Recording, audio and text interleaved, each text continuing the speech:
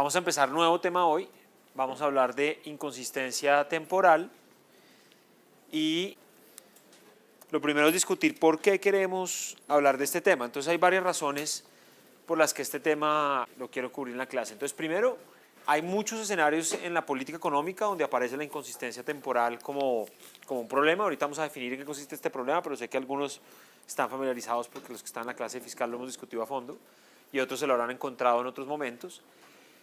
También en relación con lo que veníamos viendo en el capítulo anterior de políticos partidistas y en un capítulo que no va a cubrir aquí en la clase en esta versión del curso, pero que los que están en fiscal también lo vieron, que son las causas políticas del déficit fiscal, aparecía con mucha frecuencia que tener políticos con posiciones distintas terminaba generando ciertos costos, ¿no? Entonces el vaivén de las políticas de un extremo a otro, los problemas de tratar de darles incentivos a los políticos de que no incumplan sus promesas y empiecen a adoptar otras políticas distintas, o en general el conflicto de intereses que ocurre por diferentes grupos sociales que puede, como hemos visto en todo el curso, a veces dificultarnos llegar a soluciones eficientes.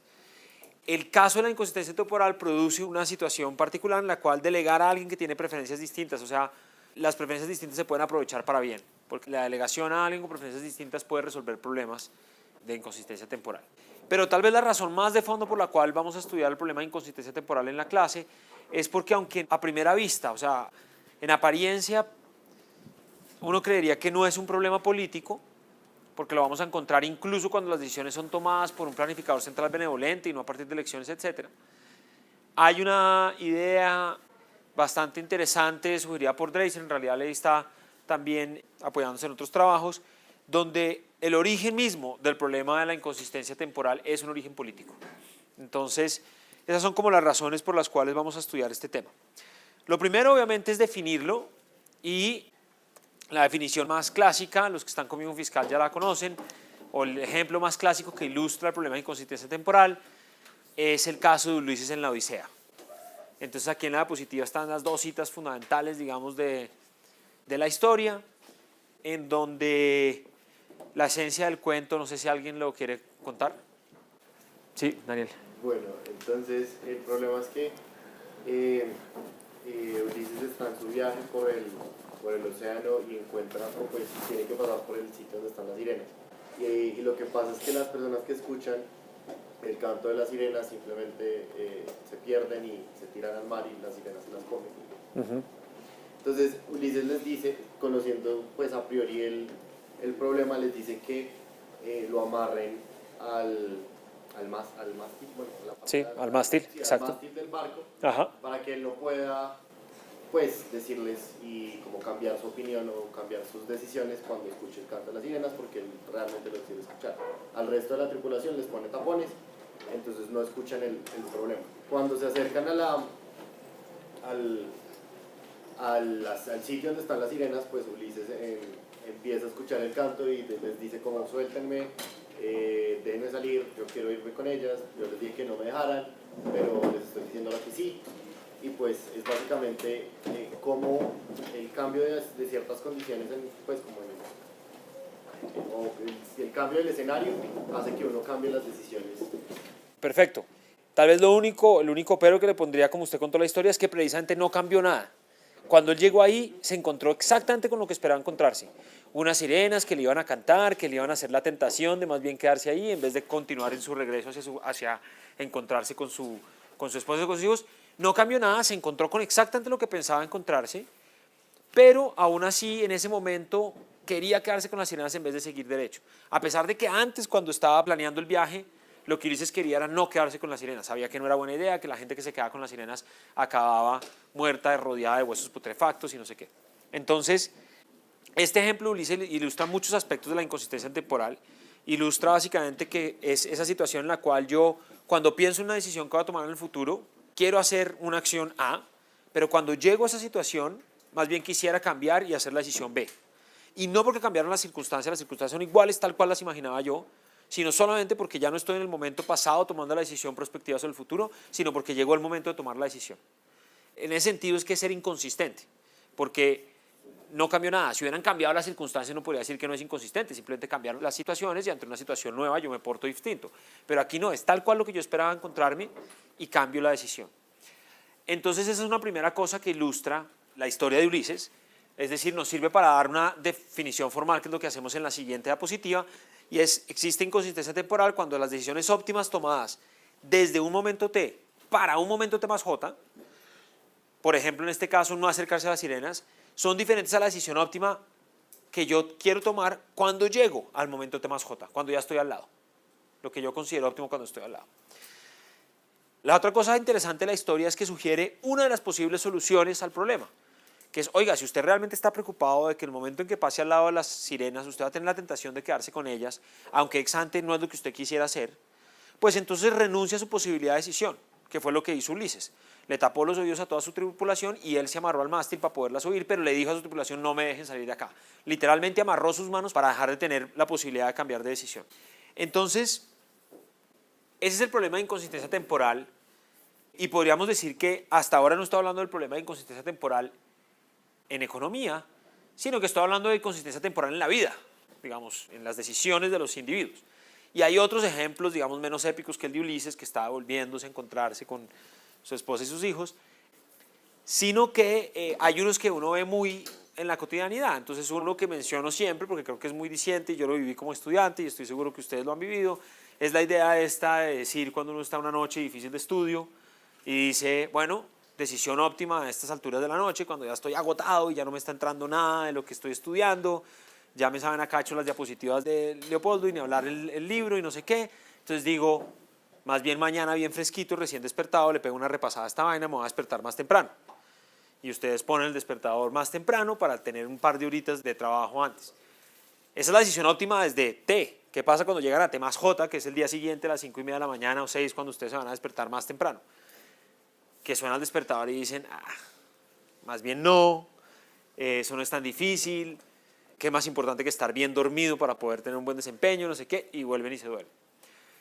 Entonces, ese es otro ejemplo que creo que es muy frecuente, le pasa a uno en el estudio o en otras obligaciones, y obviamente para que realmente sea inconsistencia temporal, algo que siempre enfatizo, tiene que ser cierto que yo en la noche anterior, cuando dije me voy a despertar, me lo creí, o sea, es en serio que eso es lo que pienso hacer. Y luego llega a la mañana y decido más bien dormir un poco más. Porque no es inconsistencia temporal cuando uno dice eso desde la noche anterior, pero uno sabe que no lo va a cumplir. Ahí es simplemente hablarse uno paja uno mismo, que también es un esquema que alguna gente usa y dice, mañana me despierto más temprano, y en el fondo saben que no se van a despertar más temprano. No, eso no es inconsistencia temporal, eso es simplemente engañarse uno mismo.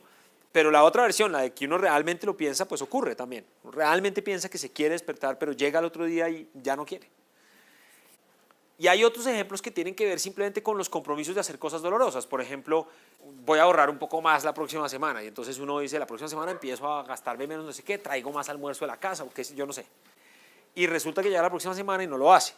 O la gente que tiene vicios, como por ejemplo los fumadores, y dice, no, la próxima semana voy a dejar de fumar. No sé si ustedes han visto que los fumadores siempre van a dejar de fumar en el siguiente cumpleaños, o en el siguiente 31, o en el siguiente, no, siempre hay una fecha en donde en el futuro van a dejar de fumar.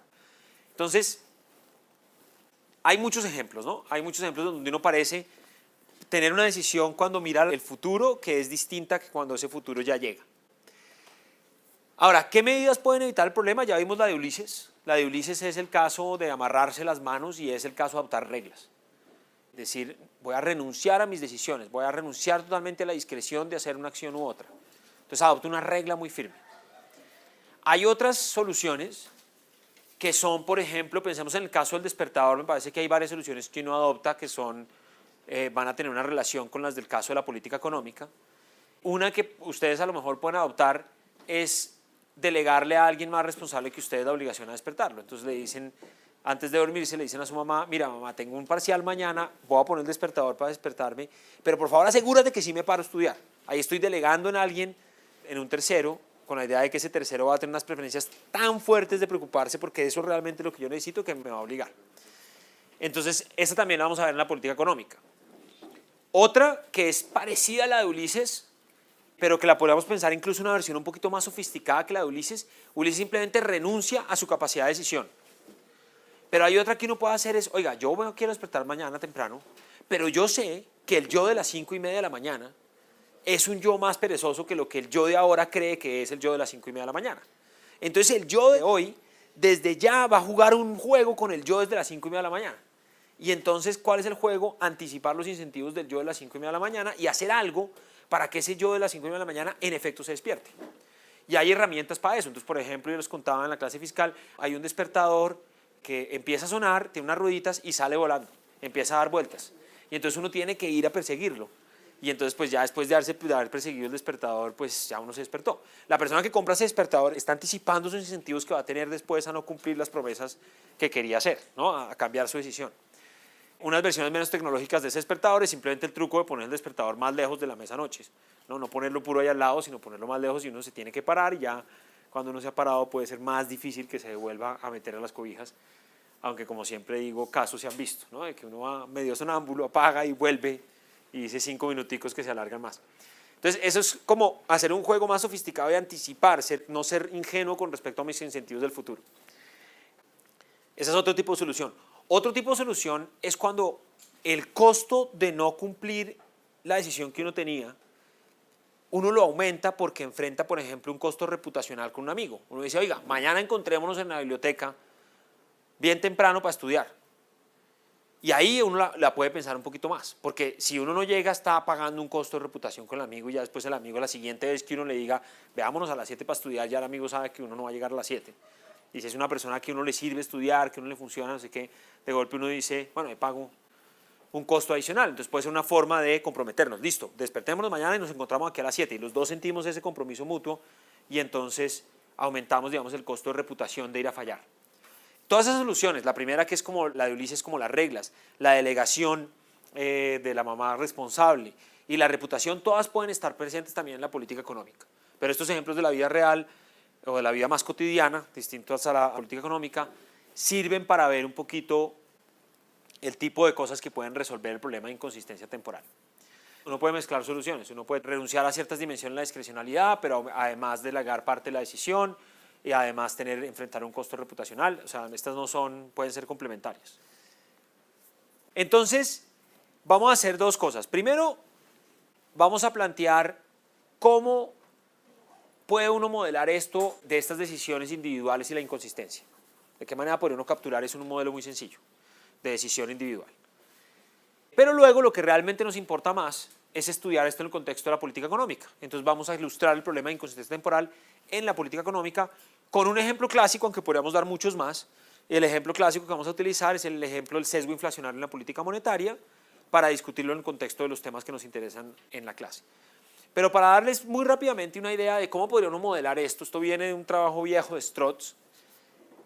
Si ustedes piensan lo que está pasando en todos estos ejemplos de Ulises, el despertador, la persona que quiere dejar de fumar y lo posterga para el día siguiente, una manera de entenderlo, de modelarlo en términos de decisiones individuales, es que algo está pasando con el factor de descuento.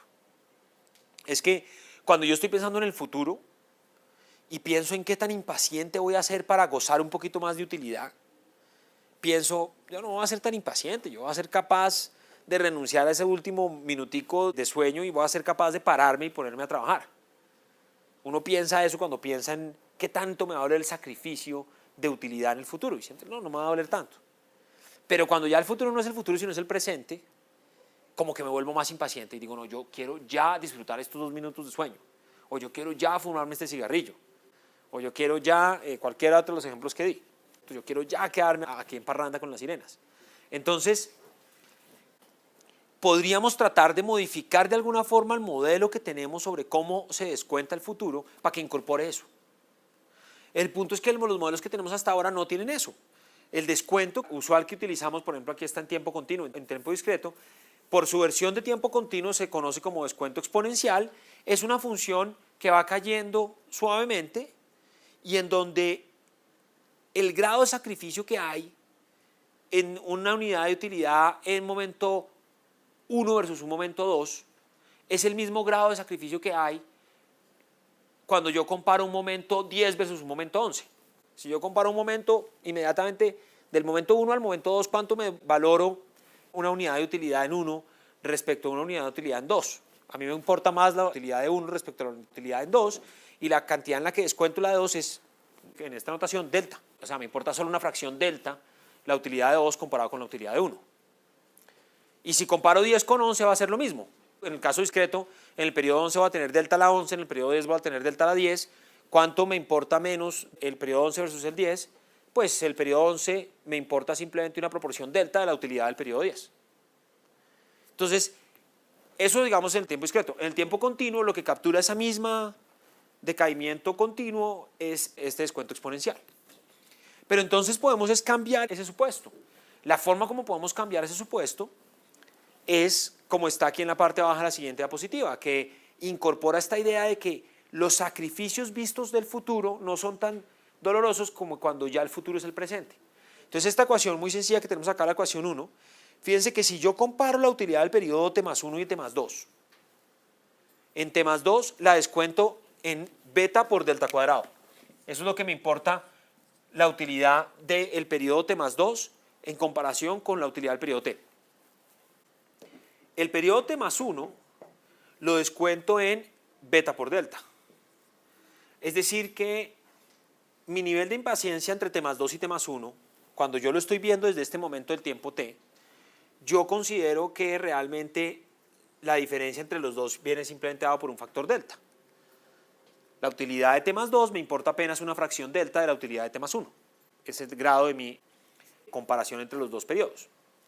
Pero fíjense que esa función de utilidad 1 tiene una cosa distinta cuando estoy comparando t versus t más 1. Cuando estoy comparando t versus t más 1, yo tengo que la utilidad de t, pues la descuento nada, estoy con 100%, pero la utilidad de t más 1 la descuento beta por delta. Entonces la comparación entre los dos periodos ya no es dos periodos consecutivos como t más 1 y t más 2 los descontaba a delta, pero acá los dos periodos consecutivos t versus t más 1 los descuento a beta por delta. Y suponiendo obviamente que beta y delta son números que están entre 0 y 1, pues beta por delta es un número más pequeño que delta. Es decir, mi descuento es más grande cuando estoy hablando del presente. Cuando estoy hablando del presente descuento por beta delta, pero cuando estoy hablando del futuro los descuento solo por delta. Y eso tal cual captura la idea de cuando estoy en el presente y piensen que t más 1 versus t más 2 es mañana por la mañana los 5 minuticos más de las 5:30 o no, ¿cierto? Tener un poquito más de utilidad en ese momento es t más 1 versus t más 2. Entonces cuando lo pienso desde hoy digo, eso me va a doler, ese sacrificio va a ser en proporción a una impaciencia que tiene que ver con delta. Pero cuando ya ese futuro es hoy, yo me vuelvo ahora un beta por ciento más impaciente, digamos. Descuento en beta adicionalmente la utilidad. ¿Sí? ¿Se entiende la idea? Pero porque, digamos, es diferente comparar hoy con mañana que mañana con pasado mañana. Lo planteamos de esa manera por construcción. Estamos planteando que de esta manera es como la función de utilidad de las personas. Pero ¿para qué lo hicimos? Digamos, lo hicimos motivados en todos los ejemplos que dije antes. Digamos, si yo quitara el beta de la ecuación 1, tendría la función de utilidad normalita que siempre tenemos. La diferencia que hicimos fue metámosle un beta adicional a todos los periodos que vienen inmediatamente después del periodo presente. De esa manera, ¿qué es lo que estamos haciendo? No estamos cambiando las comparaciones futuras entre ellas. T más 1 versus T más 2 es la misma cosa, T más 2 versus T más 3 es la misma cosa, porque todos están en el beta común, entonces el beta se va. Pero lo único que sí realmente estoy cambiando las comparaciones de hoy versus el periodo inmediatamente siguiente, porque ese es el que se ve afectado por el beta. Todas las demás comparaciones relativas se mantuvieron iguales. Entonces, bueno, la siguiente diapositiva simplemente resume lo que acabo de decir, pero básicamente la implicación que tiene esto es que con este tipo de preferencias el comportamiento puede ser inconsistente temporalmente. Porque yo hoy, tomando una decisión de cómo me voy a comportar en T más 1 versus T más 2, o también T más 2 versus T más 3, pues cualquiera de esos del futuro, esas decisiones del futuro yo las tomo con base en un descuento delta. Pero después el futuro se convierte en el presente y ahora yo voy a tomar las decisiones con base en un descuento beta delta. Va a ser una decisión distinta. Entonces surge la posibilidad de que yo sea inconsistente temporalmente en este modelo. Para verlo, simplemente ustedes podrían plantear el siguiente modelo muy sencillo, en donde lo que yo estoy diciendo, olvídense, no necesitamos sino 3 periodos. Entonces olvídense de T más 1, T más 2, T más 3, T más 4 hasta T más n, aunque el modelo se podría hacer así general. Imagínense solo 3 periodos, que es el mínimo para capturar la idea. Imagínense con ese problema de 3 periodos un modelo muy sencillo donde alguien recibe una herencia omega en el primer periodo y tiene que ver cómo la distribuye entre los 3 periodos. La diapositiva lo que está diciendo es cuál es el problema del individuo, es consumir en cada uno de los 3 periodos y ahorrar unas cantidades en los periodos, entre periodos, para llevarse la herencia para los periodos futuros si es que quiere llevársela. Es decir que tiene esta función intertemporal B1 y tiene que, hoy se va a consumir todo lo que no se ahorra a 1 de su herencia omega, es lo que va a consumir en 1.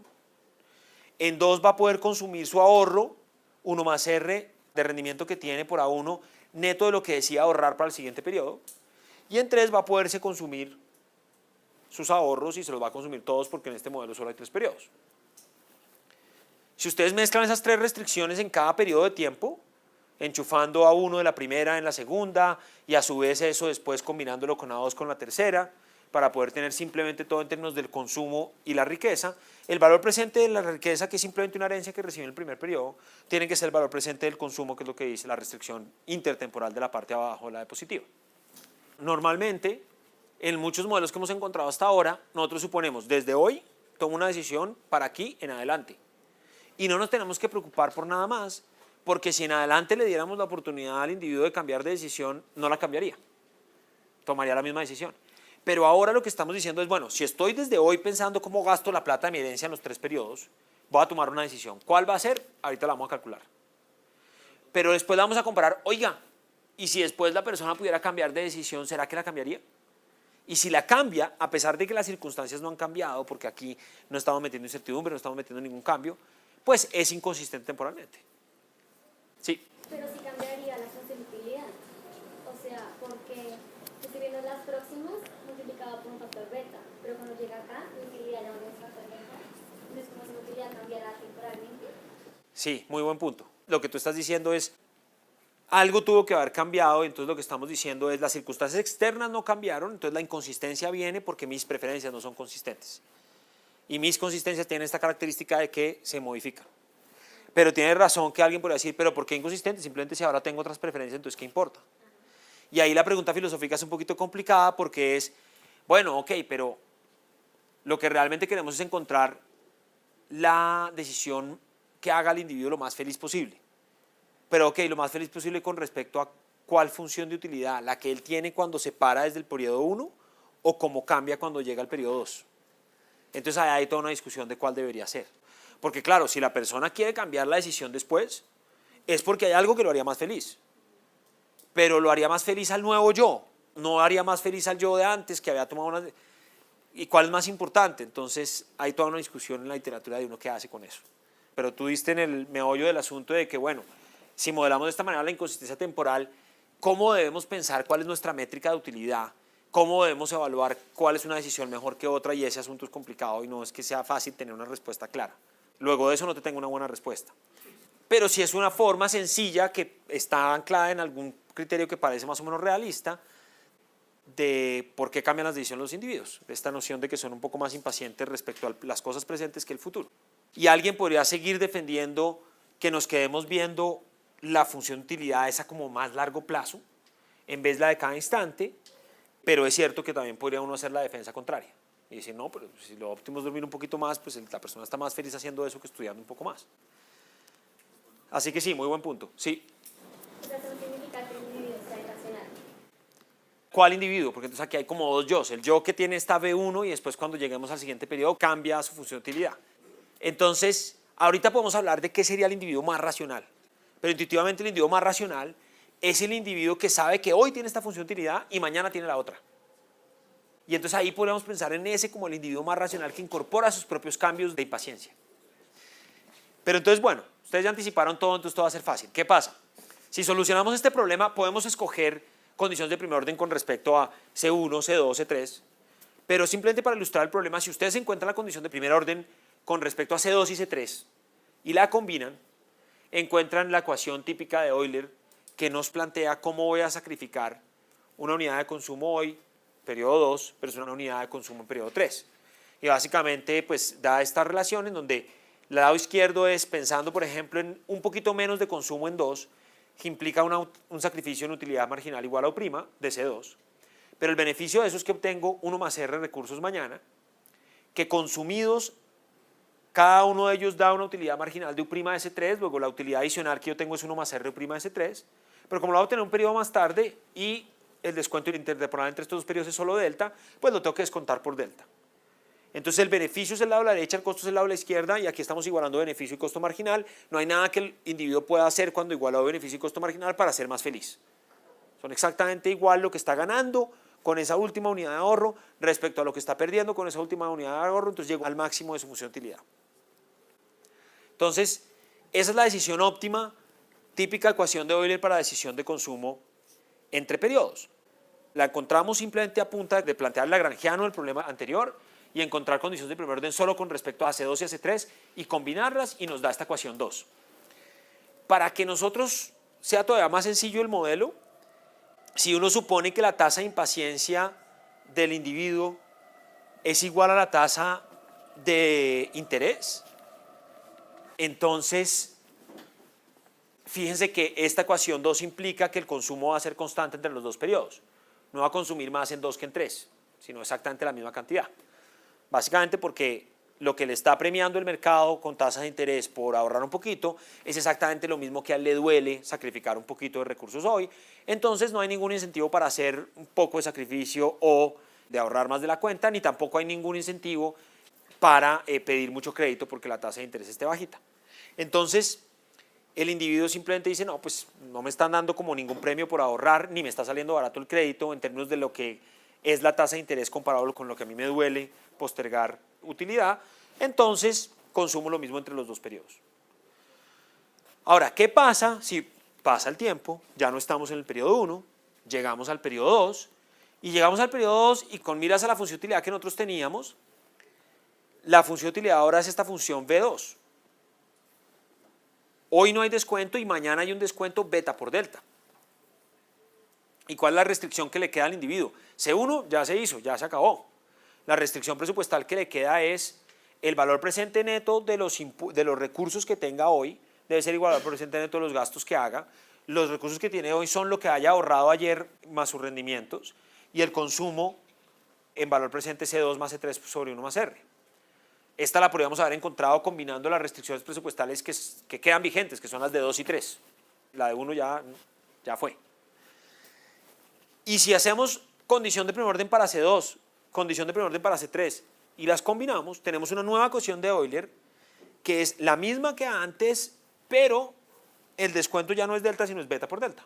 Pero es la misma que antes con la misma interpretación, solo que ahora me volví más impaciente. Ya no estoy descontando el futuro con delta nada más, sino con beta por delta. Naturalmente, como beta es menor que 1, entonces el lado derecho de esta ecuación, U' de C2 igual a beta por delta 1 más R U' de C3, es más chiquito que el que teníamos antes en el lado derecho, que era delta 1 más R U' de C3. Y delta 1 más R son parámetros que no estamos cambiando. Luego, si se volvió relativamente más pequeño ahora U' de C3, respecto a lo que teníamos antes, quiere decir que U' de C2 tiene que volverse más pequeño respecto a lo que teníamos antes. Y U' de C2 solamente se vuelve más pequeño si C2 se vuelve más grande, porque la utilidad marginal es decreciente. Entonces lo que estamos encontrando es que respecto a lo que el individuo había planeado antes, ahora va a querer consumir más en 2, que es tal cual lo del despertador. Respecto a lo que él había planeado antes, va a consumir un poquito menos de horas de sueño, después quiere decir, no, yo quiero consumir un poquito más de horas de sueño, porque soy impaciente. Y así con cualquiera de los otros dos ejemplos que estábamos dando. Por ejemplo, en el caso en el cual delta es igual a 1 sobre 1 más R, en donde terminábamos con C2 igual a CR, pues ahora con delta es igual a 1 sobre 1 más R, entonces ¿qué va a pasar? Que el delta y 1 más R que teníamos antes se cancela, pero persiste el beta. Como persiste el beta, entonces U' de C2 es menor que U' de C3, entonces C2 va a ser más que C3, que ilustra cómo si antes estábamos teniendo un consumo estable, C2 igual a C3, ahora vamos a tener un consumo de que va a consumir más en 2 que en 3. Entonces, los planes de ser pacientes se frustraron. O sea, esta es una manera sencilla de modelar algunos de los ejemplos que estábamos viendo antes, como el despertador, como el del sacrificio para dejar de fumar, y no me acuerdo cuáles otros di, ¿cierto? O el de Ulises. En general, cualquier tentación, ¿no? Es el tipo de cosa que puede estar sujeto a esto. Entonces, ¿qué cosas puede hacer el individuo? Pues el individuo del periodo 1 que sea un poquito más sofisticado, pues no le va a gustar esto porque desde el punto de vista de la función de utilidad del periodo 1, esto no fue chévere. Entonces el individuo del periodo 1 podría decir, entonces ya, voy a coger esta herencia, voy a meterla en un banco y le voy a decir al banco, usted solo me puede dar esta plata en el periodo 2 y no me puede dejar sacar más del banco en el periodo 2 y en el periodo 3 me deja sacar el resto. Entonces yo renuncio a mi posibilidad en el periodo 2 a arrepentirme y gastarme más la plata. Como un CDT. Sí, como un CDT, por ejemplo, sería una cosa de ese estilo. Yo tendría que pagar una multa para poder sacar la cosa. Entonces, si la multa es suficientemente bien alta, eso me detiene de ser inconsistente. Esa es una manera de hacerlo. La otra manera de hacerlo es simplemente pensar en cuánto tengo que consumir yo hoy para que cuando llegue yo a la decisión de mañana, lo que yo haga no cambia respecto a lo que estoy decidiendo hoy. Porque en cierto sentido lo que le falta al individuo que está resolviendo este problema inicial es reconocer que va a ser perezoso. Entonces en el periodo 1 nosotros resolvimos el problema inicial solamente sujeto a la restricción presupuestal del individuo y nada más. Pero un individuo bien sofisticado, bien racional, que entienda la discusión que estamos haciendo antes de que la función de utilidad de él va cambiando, ese individuo maximizaría la función de utilidad de hoy, sujeto a su restricción presupuestal de hoy y sujeto a la decisión que él va a querer tomar mañana. O sea, ¿sujeto a qué? Sujeto a su comportamiento óptimo que él va a querer tener mañana. Es decir, sujeto a la nueva ecuación de Euler, ecuación 3. Se convertiría en una nueva restricción presupuestal del problema original. No restricción presupuestal, una nueva restricción del problema original. Si yo vuelvo esa ecuación 3 una restricción del problema original, por construcción voy a ser consistente, porque tengo que satisfacer la ecuación 3 en el problema original. Y ese es el individuo más racional, es el individuo que desde hoy sabe cómo se va a portar mañana y desde hoy toma decisiones que incorporen y aseguren que mañana se va a portar de esa manera que hoy está anticipando. Si uno piensa en el problema de esa manera, pues esos individuos no son inconsistentes temporalmente. Son individuos sofisticados respecto a sus incentivos de ser inconsistentes y por lo tanto nunca son inconsistentes. Acepta que se va a portar así, acepta que usted va a tener ese incentivo a consumir más en 2 versus en 3 cuando llegue el futuro, pero lo acepta desde hoy para desde hoy sus decisiones que toma, las de C1 también, incorporan ese incentivo futuro y después usted no se arrepienta de los planes originales, porque ya los planes originales incorporaban eso. Ahora, de nuevo, esto lleva a unas discusiones filosóficas de ¿será que el individuo 1 es más feliz, por lo menos durante el periodo 1, ignorando que se va a poner impaciente? Fíjense que un problema de maximización, si yo le pongo una nueva restricción, el máximo que encuentre tiene que ser débilmente inferior. Si yo estaba maximizando una función sujeto a una cierta restricción y ahora la maximizo sujeto a una restricción adicional, el valor máximo que encuentre no puede ser más alto que lo que era antes. Antes estaba encontrando el máximo de cierta función sujeto a cierta condición, ahora sujeto a más condiciones. Pues si le puse más condiciones, o me quedo igual, o la condición no me afecta, o la condición me obliga a tener un poquito menos de felicidad. Entonces nos devuelve a la discusión filosófica que estábamos haciendo antes. Listo, este individuo sofisticado es muy sofisticado y nunca se equivoca. Pero, en cierto sentido, el individuo del periodo 1 puede llegar a un nivel más feliz por hacerse el bobo, ¿cierto? Entonces, en fin, este tema es complicado porque nos lleva a... siempre que uno empieza a cambiar la función de utilidad, se encuentra con estas preguntas filosóficas. Entonces, ¿cómo debemos pensar ahí en qué es el individuo, qué quiere hacer, qué es lo óptimo? Y de golpe el individuo que se hace el bobo es el sentido más racional, se hace el bobo para poder encontrar una mayor felicidad. Pero bueno, mañana va a pagar el plato roto por eso, porque va a cambiar la decisión y bueno, en fin. Entonces, estos son ejemplos en la vida, estos son ejemplos en la vida cotidiana, pero lo que queremos estudiar aquí más son ejemplos en economía. Vamos a ver el ejemplo en la política monetaria en detalle, pero también hay ejemplos en política fiscal a la lata, los que están conmigo en la clase de fiscal saben. Entonces, por ejemplo, para decirles simplemente un par de los ejemplos de política fiscal, un resultado en algunos modelos sobre cómo debería uno gravar al capital, las rentas de capital, dice que uno debería grabar las rentas de capital en cero, no debería grabarlas en absoluto, porque intuitivamente una de las razones por las cuales se llega a ese resultado es que al capital que uno tiene hoy se llega después de inversiones hechas en el pasado. Entonces hay como una tensión. Cuando yo tengo unas decisiones que ya fueron tomadas en el pasado, por construcción el impuesto no va a generar distorsiones porque no puede cambiar una decisión, la decisión ya fue tomada. Entonces eso genera una tentación a poner impuestos muy altos, porque son impuestos que no distorsionan. Ya la decisión fue tomada, en medida en que no se cambian las decisiones, no hay distorsiones de los impuestos. Pero esa tentación que acabo de decir riñe contra los resultados de algunos modelos que plantean que el impuesto óptimo al capital debería ser del 0%. Uno no debería gravar el capital. ¿Y por qué no debería gravar el capital? El argumento es un poco más complejo, pero tiene que ver con que cuando yo grabo el capital, pues desestimulo el crecimiento, pero sobre todo lo que está pasando con el capital es que cuando yo grabo el capital estoy grabando el futuro. Entonces hay un incentivo a no grabar el capital para no grabar en exceso el futuro respecto al presente, para que todos los periodos estén grabados de forma más o menos similar. Pero con ese otro incentivo que yo estaba mencionando antes puede haber inconsistencia dinámica con respecto a grabar el capital. En cada momento del tiempo quisiera comprometerme a grabarlo bajito para que haya unos incentivos a acumular capital y yo no grabar el futuro en exceso respecto al presente.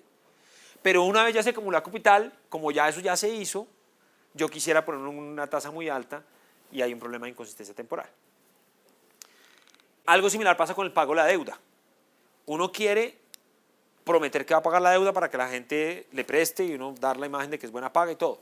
Pero cuando uno ya le prestaron la plata, ya se la prestaron, ya no se la pueden desprestar, uno dice, oiga, pero para poder pagar esta deuda me toca cobrar impuestos, los impuestos generan distorsiones, pues yo por qué no más bien no pago la deuda.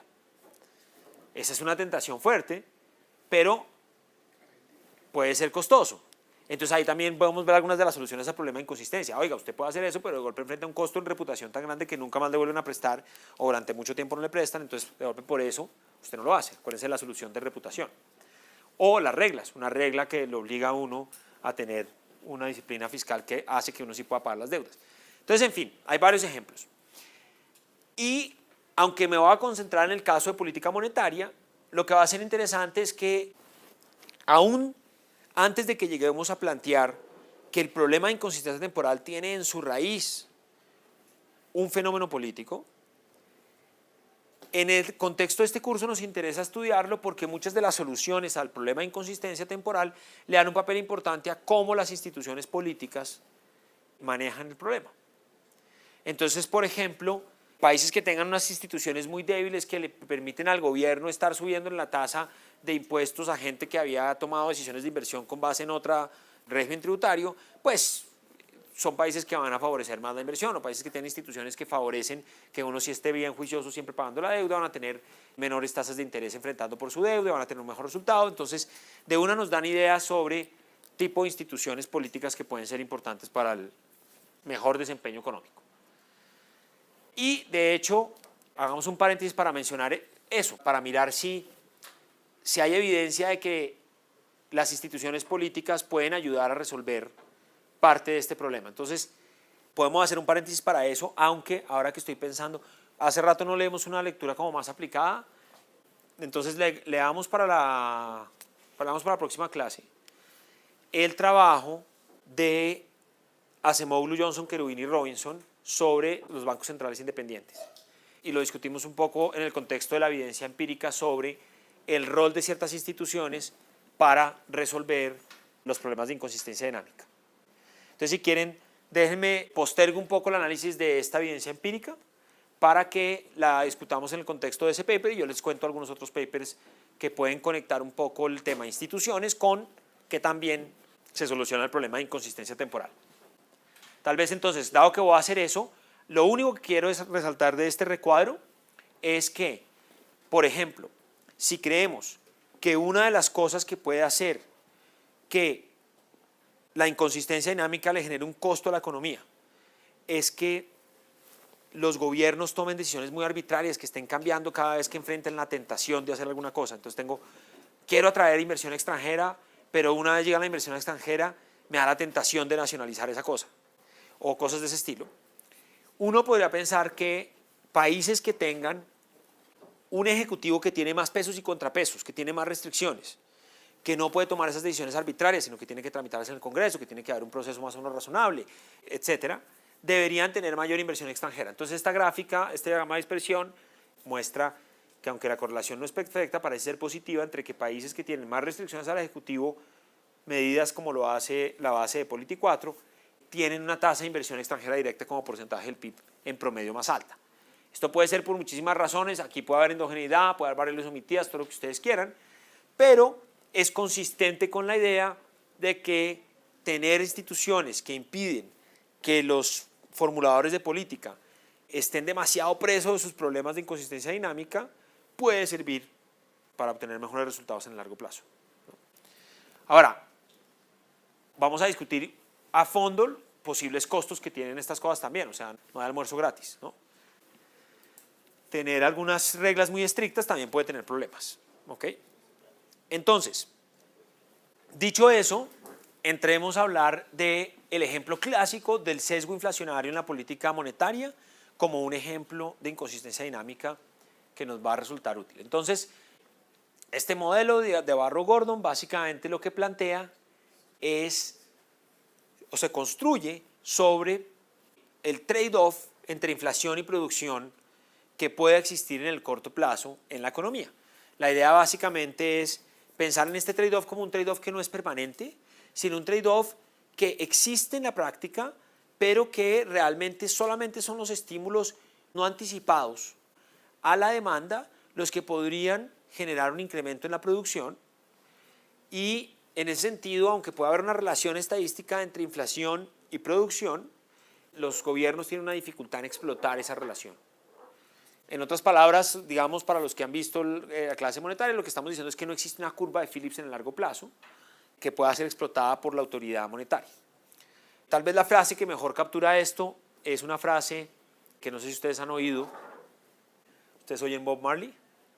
¿Ustedes han oído "You can fool some people sometimes, but you cannot fool all the people all the time"? Bueno, esa frase no es de Bob Marley, sino es de Abraham Lincoln.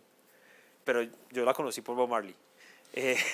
Pero es una frase de Abraham Lincoln y es la frase que captura bien lo que está aquí detrás de esta curva de Phillips aumentada por expectativas que a lo mejor ustedes han encontrado en otros cursos, que es, usted puede de vez en cuando, si lo hace con un factor sorpresa, estimular la demanda agregada y tener un impacto sobre el producto, y entonces usted puede engañar a alguna gente algunas veces, pero si usted empieza a hacerlo sistemáticamente, ¿qué pasa? Que los agentes de la economía anticipan que lo que está pasando es que hay un aumento en la demanda agregada y aumentan los precios, se genera inflación, pero no se estimula el producto.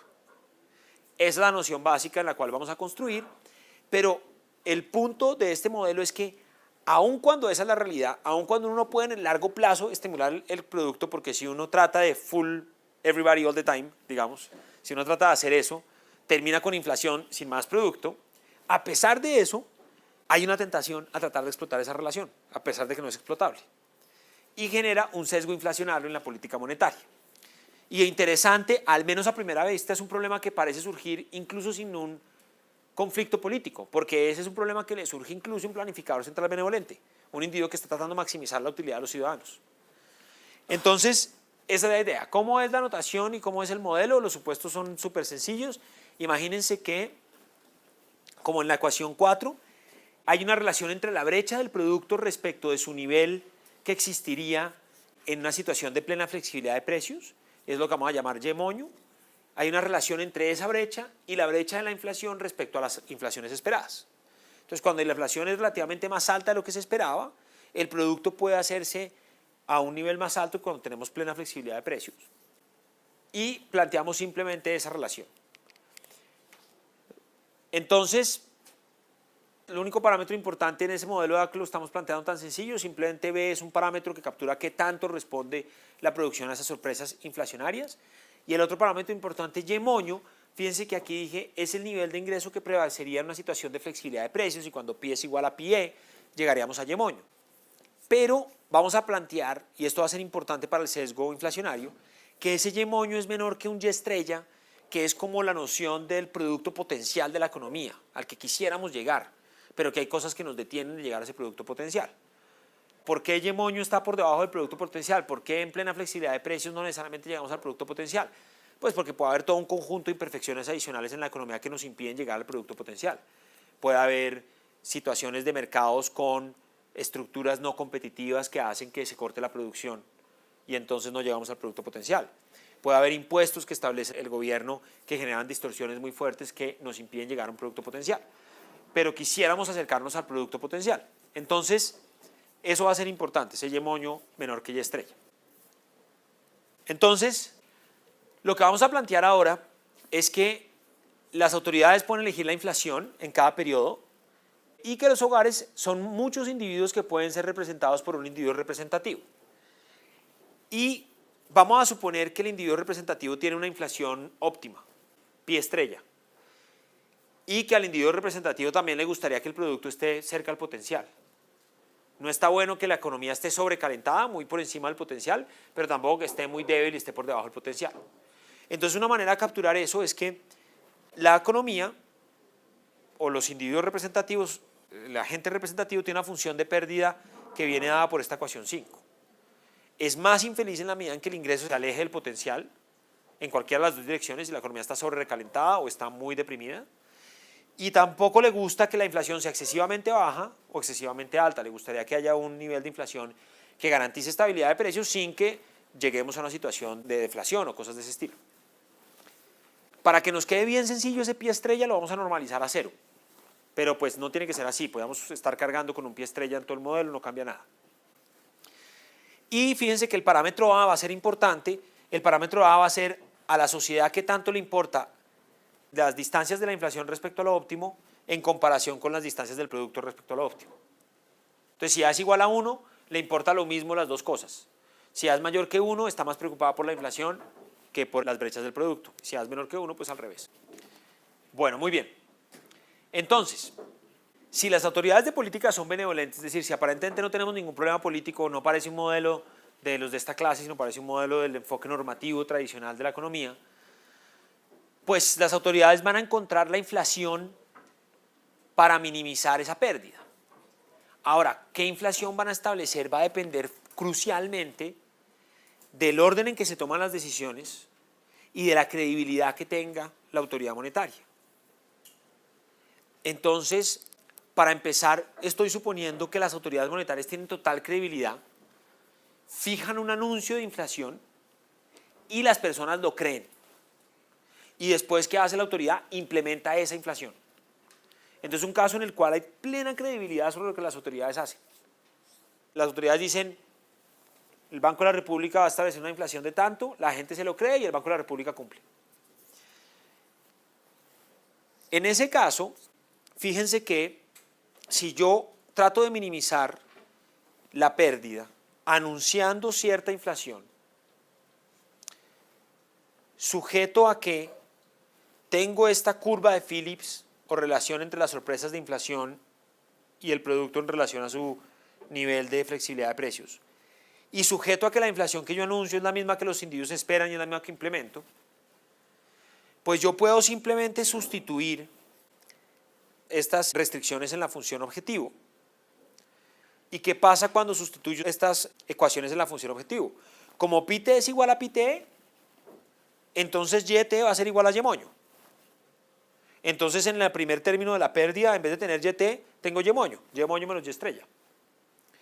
Y como pi ta es igual a pi t es igual al pi t que se observa, pues entonces ahí tengo pi ta, que es el mismo pi t, que es el mismo.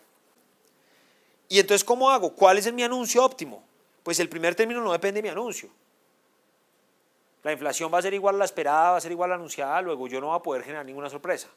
Luego por ahí no puedo reducir la pérdida.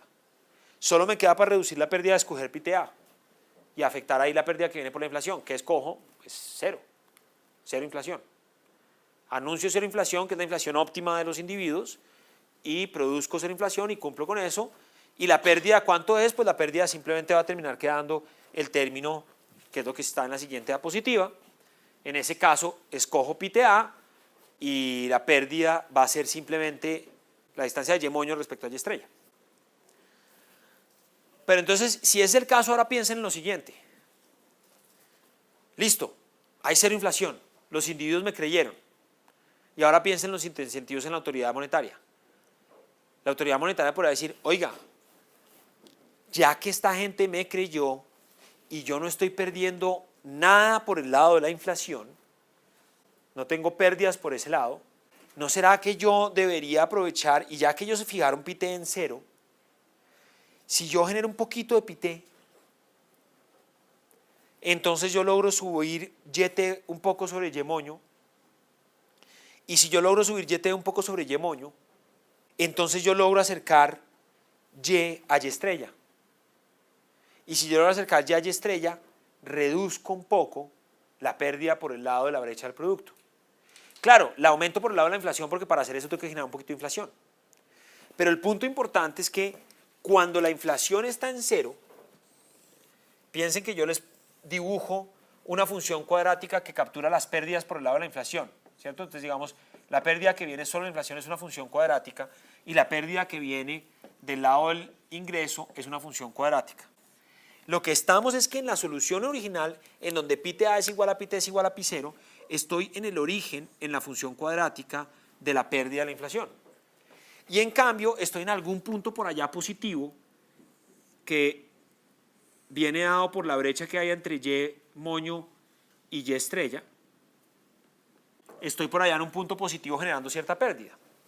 Cuando la función es cuadrática, cuando los costos para los ciudadanos de estos dos aspectos de la pérdida son así convexos, lo que le pasa a la autoridad de política es que dice, oiga, si yo genero un poquito de inflación, pues sí, voy a perder un poquito por el lado de la inflación, pero estoy en esa parte de la cuadrática que es muy plana, todavía no estoy en la parte donde los costos marginales crecientes son muy fuertes.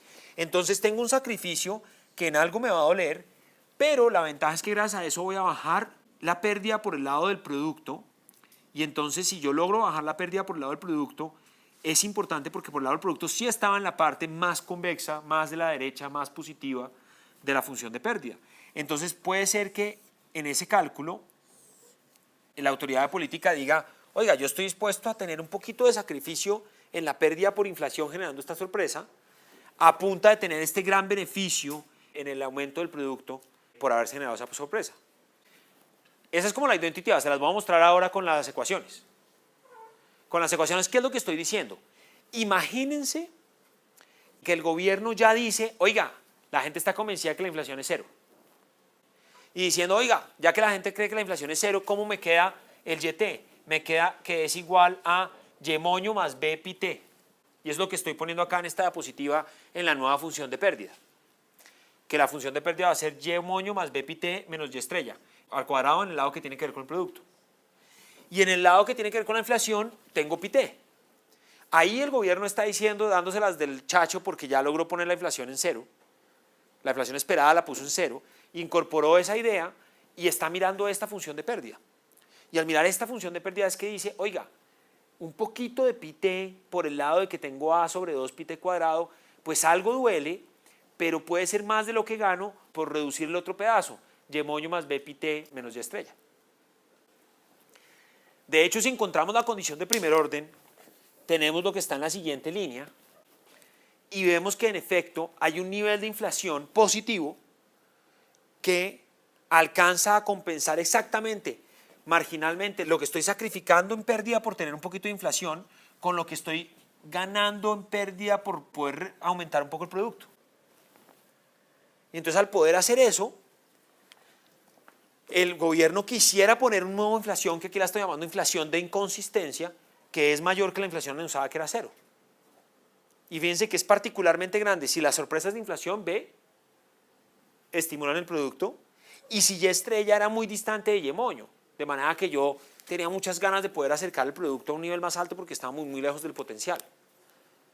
Ahora también, si a mí me importa mucho la inflación, si A es muy grande, me importa mucho la inflación, pues entonces no va a tener una inflación de inconsistencia tan alta. Entonces fíjense que el gobierno tiene un incentivo a tratar de hacer eso cuando la inflación esperada ya fue fijada en cero. Ese nivel de inflación que les acabo de calcular ahí es el nivel de inflación que exactamente compensa estas dos cosas. Estar dispuesto a un poquito más de costo de inflación por el lado de las pérdidas que tienen que ver con inflación, con tal de ganar un poquito de reducción en las pérdidas que tienen que ver con producto. ¿Sí? Tiene que el B tenga un efecto positivo y negativo. Ah, sí, no había visto eso. Claro, yo dije rápidamente que dependía más del B por las sorpresas inflacionarias, pero usted tiene razón que B también está en el denominador, ¿no?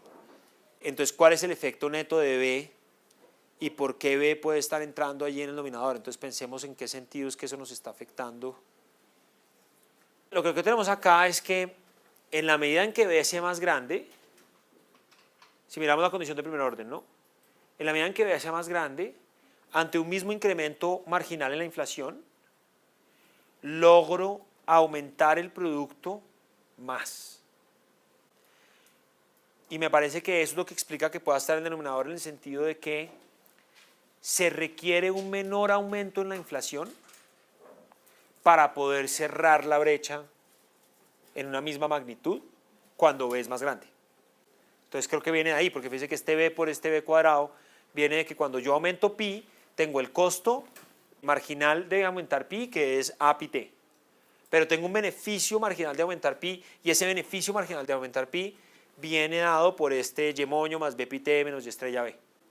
Y ese B cuadrado que está en el denominador viene exactamente ese término que es, usted por haber aumentado pi t, su beneficio marginal por cada aumento de pi t es más grande, en la medida en que B sea más grande. Es decir, No tienes mucha intuición, porque si uno lo piensa, sí. si B tendiera como al infinito, si la economía respondiera de una manera casi explosiva a las diferencias entre el producto, bastaría con una milésima de Exacto, inflación. exacto. Si B fuera muy grande, bastaría un mínimo incremento en la inflación para poder acercar el ingreso al precio potencial. Entonces no tengo que aumentar la inflación tanto y no lo voy a hacer porque la inflación es dolorosa. Entonces de ahí es que viene el B que está en el denominador, afectando negativamente la cantidad de inflación que quiero hacer si es que yo pudiera ser inconsistente. Sí, buen punto. Gracias por esa pregunta porque lo que había dicho estaba mal. Así que bueno, tenemos esos efectos, pero obviamente hay un problema y es que esta inconsistencia, el gobierno, si la logra hacer, magnífico. Si calculamos las pérdidas en cada uno de estos dos casos, podemos meter cuánto era la inflación en la situación que llamamos de reglas, cuando yo digo una inflación anunciada, me creen y es la misma expectativa y después no tengo otra que aplicar eso que había planteado. Podemos calcular cuánto eran las reglas, la pérdida de reglas, y pues era muy sencilla, era simplemente la distancia entre y estrella y y moño al cuadrado por un medio, porque por el lado de la inflación no había nada y y iba a ser igual al y moño. Entonces esa es la pérdida con reglas. Pero la pérdida, si pudiéramos tener esta solución de inconsistencia, es menor. Cuando yo sustituyo esta ecuación para la inflación en la función de pérdida y agrupo algunos términos, tengo que simplemente meter esta ecuación para la inflación en esta ecuación de pérdidas y encuentro unos factores comunes y simplifico un poco el asunto y encuentro la solución más factorizada. Me da que la pérdida de inconsistencia es la misma pérdida de reglas que teníamos multiplicada por un término que es A sobre A más B cuadrado, que es un término que necesariamente es menor que 1, entonces sería menor pérdida para la sociedad si yo pudiera hacer esto. O sea, es una cosa que el gobierno estaría haciendo y estaría logrando mejorar la situación a los individuos. El problema es que esto no lo puede hacer sistemáticamente, porque para poder llegar a esto supusimos que los individuos creían que la inflación era cero, la inflación esperada de los individuos era cero. Pero resulta que un individuo racional podría incorporar estos incentivos del gobierno si es que el gobierno no va a cumplir sus reglas y entonces no le cree al gobierno, sino que más bien dice la inflación no va a ser, la PIT no la pone en cero, sino la PIT la pone en cuánto va a poner de inflación el gobierno. Entonces esto no puede ser un equilibrio, por eso la llamé solución de inconsistencia, porque no puede ser equilibrio de inconsistencia, porque no puede ser equilibrio con unos individuos que tratan de establecer sus expectativas de forma racional, que es lo que está detrás, esas expectativas racionales, es lo que está detrás de la frase de Bob Marley. Pero está esa tentación, es la tentación a ser inconsistente. ¿Cuál entonces sería, si el gobierno no cumple reglas, si los individuos saben que después el gobierno está sujeto a estas tentaciones y puede cambiar sus anuncios, cuál sería la manera de encontrar la solución comprendiendo que el gobierno tiene esa discrecionalidad, que la vamos a llamar el equilibrio de discrecionalidad? Esa solución de discrecionalidad, pues básicamente es que el gobierno puede anunciar lo que quiera en una primera etapa, PIT-A, pero después los agentes establecen sus expectativas y después el gobierno elige PIT, pero puede ser un PIT distinto a PIT-A. Entonces, ¿qué pasa? Que si uno soluciona esto por inducción hacia atrás, lo primero que hacen los agentes es que dicen, bueno, ¿qué inflación va a querer poner el gobierno? Y anticipando lo que el gobierno va a querer poner, establezco mis expectativas de inflación. Y antes de eso el gobierno puede anunciar lo que quiera, pero los hogares no se van a tomar eso en serio. Los hogares van a estar pensando en cuáles son los incentivos verdaderos del gobierno de cambiar o no ese anuncio en la etapa 3 de esta secuencia de toma de decisiones que tengo acá. Entonces, si nosotros lo hacemos así, tenemos que solucionar por inducción hacia atrás y lo primero que tenemos que hacer es, para un PIT dado, ¿qué inflación establecería el gobierno? Ya lo hicimos ese mismo ejercicio cuando PIT era igual a 0, ahora es para cualquier PIT. Cuando un PIT dado, ¿qué escogería el gobierno como inflación óptima? Y entonces pues va a ser, el gobierno quiere minimizar la pérdida de la sociedad, entonces va a minimizar la función de pérdida sujeto a que P/T está dado y que tiene esta curva de Phillips que habíamos planteado antes. Y si hacemos eso y sustituimos la restricción de la curva de Phillips, encontramos la ecuación 6 es la condición de primer orden de ese problema. Derivando, igualando a 0 y despejando para P/T, nos queda que la inflación que elige el gobierno va a venir dada por esta expresión larga 6 que va a depender, para cada P/T va a escoger cierto P/T. Si P/T es más grande, fíjense que el gobierno va a escoger un P/T más grande. ¿Por qué? Porque tiene ese incentivo a generarle un poquito de sorpresa inflacionaria. Y listo, ese es el problema de la tercera etapa del juego. Ahora, ¿cuál es el problema en la segunda etapa del juego? El problema en la segunda etapa del juego es que el hogar dice, el individuo representativo plantea, yo quiero escoger una inflación esperada, anticipando lo que quiera hacer el gobierno. Entonces el individuo lo que hace es escoger P/TE de manera que sea consistente con la ecuación 6. O sea que en cierto sentido lo que tenemos que encontrar es un punto fijo en esta ecuación. El hogar va a escoger P/TE, el gobierno va a escoger P/T en función de P/TE, pero luego el hogar va a tener en cuenta cuál va a ser el P/T que en función de P/TE va a escoger el gobierno.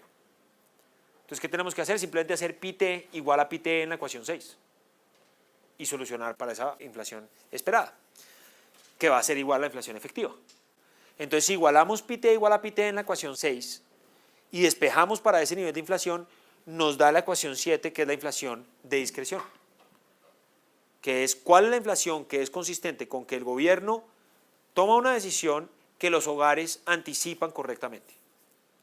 Y este es el nivel de inflación, B sobre A por Y estrella menos Y módulo.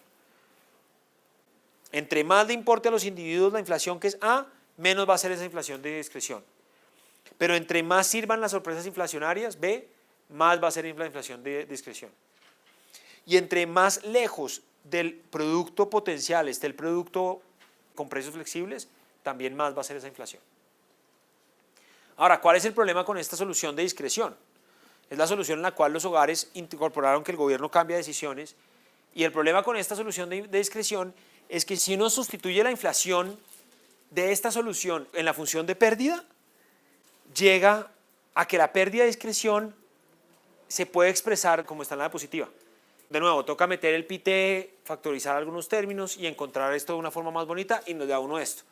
Que fíjense que como siempre la pérdida de reglas era simplemente la distancia entre y mollo y estrella al cuadrado por un medio, nos queda otra vez la pérdida de reglas, ahora multiplicado por un término que no es menor que 1 como el de inconsistencia, sino que es mayor que 1, A más B cuadrado sobre A.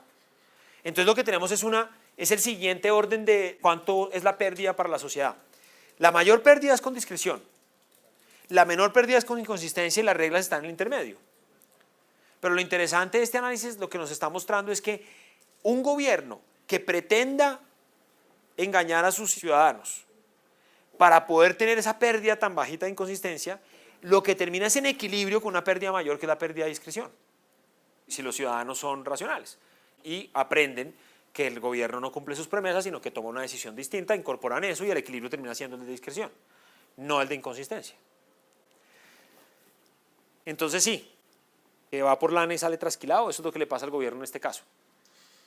Va por una pérdida más chiquita la inconsistencia y termina sometiendo a la sociedad a una pérdida más alta, que es la de discreción. Por buscar la solución de inconsistencia, que sería la menor que todas, pero es difícil que sea un equilibrio, acaba con la pérdida de discreción, que es la más alta de todas.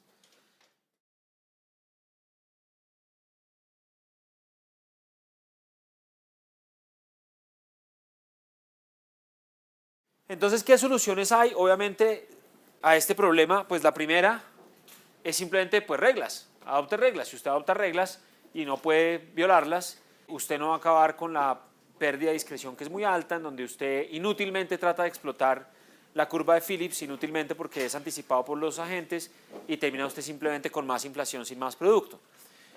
Entonces esas son las soluciones como la más obvia que surge del modelo. Una cosa que quiero enfatizar que va a ser importante para cuando lleguemos a la conclusión de esto es que esta solución a veces se llama la solución de procompromiso, porque es la solución en la cual el gobierno juega primero con una alternativa a la cual se compromete. Entonces anuncia que va a tener cierta inflación y esa inflación ya es la que va a tener que adoptar. Entonces, desde el punto de vista del orden del juego, El gobierno juega primero y luego los agentes juegan después, pero ya el gobierno después no puede hacer nada distinto que implementar lo que ha anunciado. Entonces, listo, es una posible solución, pero obviamente surgen muchas preguntas sobre cómo es esa solución en la práctica. Porque, pues primero, aquí vemos unos beneficios de la solución de reglas, pero uno podría pensar que hay algunos costos y cuáles son esos costos es una pregunta relevante para hacerse. Simplemente una cosa con la cual uno gana y ya, o hay algunos costos de implementar estas reglas. Otra importante es qué hace que se cumpla el compromiso. Si precisamente yo tengo un incentivo a no cumplir el anuncio, pues ¿por qué la regla sí la va a cumplir? ¿Qué hace que la regla sea cumplida si el anuncio tenga un incentivo en cumplirlo? Otras preguntas son más empíricas y es con qué frecuencia se observan este tipo de soluciones en la práctica donde los encargados de la política simplemente dicen yo voy a hacer una regla fija y punto. Y según la respuesta a estas preguntas, pues surge la pregunta más general de si realmente podemos elegir entre reglas y discreción al implementar la política monetaria o en general la política económica. Entonces lo que quiero es que hablemos de algunas de estas preguntas. La primera cosa que vamos a mirar un poco es que en un modelo más completo con choques imprevistos, cuando uno tiene flexibilidad para modificar las acciones a las que las autoridades se han comprometido, eso puede ser un beneficio. Puede ser beneficioso tener esa salida, ¿no? Si uno piensa en el caso de Ulises, cuando uno tiene a Ulises devolviéndose a donde su familia y sabe que es mala idea quedarse con las sirenas, decía yo medio tomando el pelo que eso es si todo lo que él espera en la casa sea tal cual él lo espera. Pero si de repente sucede algo inesperado, a Ulises le hacen una llamada el mejor amigo y le dice, oiga, imagínense que fulanito ahora está con su esposa, de golpe Ulises dice, no, ya lo óptimo si es quedarme aquí con las sirenas y quedarme aquí de rumba, ¿no? Entonces, pues, digamos, es tomando el pelo, pero lo que quiero decir más en general es que hay circunstancias imprevistas que pueden hacer que si usted ha adoptado una regla, de repente se da esa circunstancia imprevista, hay un choque en la economía, alguna cosa que dice, oye, yo quisiera poder abandonar la regla en esta circunstancia. Entonces una primera reacción es sí, las reglas tienen costos. El costo de la regla es precisamente lo que la hace valiosa en ciertos momentos, es la que la hace costosa en otros. La evaluación de la regla es que usted no puede cambiar de decisión, lo costoso es que usted no puede cambiar de decisión. Y entonces no puede cambiar de decisión en momentos en los cuales podría ser óptimo frente a situaciones inciertas, situaciones inesperadas, situaciones extremas, poder renunciar a la regla.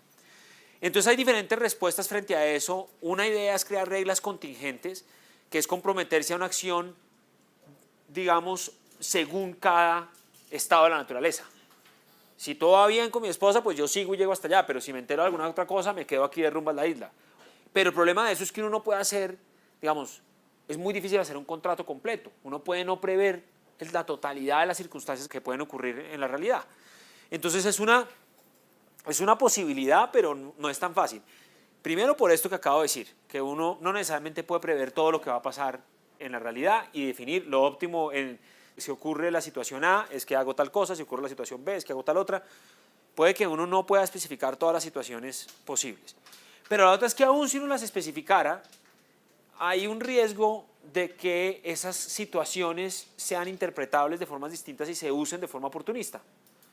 Entonces uno diga, no, esta es una situación A, esto califica como A, ¿cierto? O sea que yo ahora ya puedo no seguir la regla. Y si eso termina siendo una cosa a la cual se abusa, pues entonces perdimos la esencia, el beneficio de la regla por tratar de buscar la flexibilidad de la regla. Algo similar a eso es tener las cláusulas de escape, que es, no, la regla ocurre siempre, excepto si algo muy extraordinario ocurre. Y de nuevo, tiene sus ventajas, tiene sus desventajas. La ventaja es que nos da flexibilidad frente a los eventos extraordinarios. La desventaja es cuando definir que el efecto es extraordinario se vuelve una naturaleza muy arbitraria y uno termina simplemente cada vez diciendo que todo es arbitrario.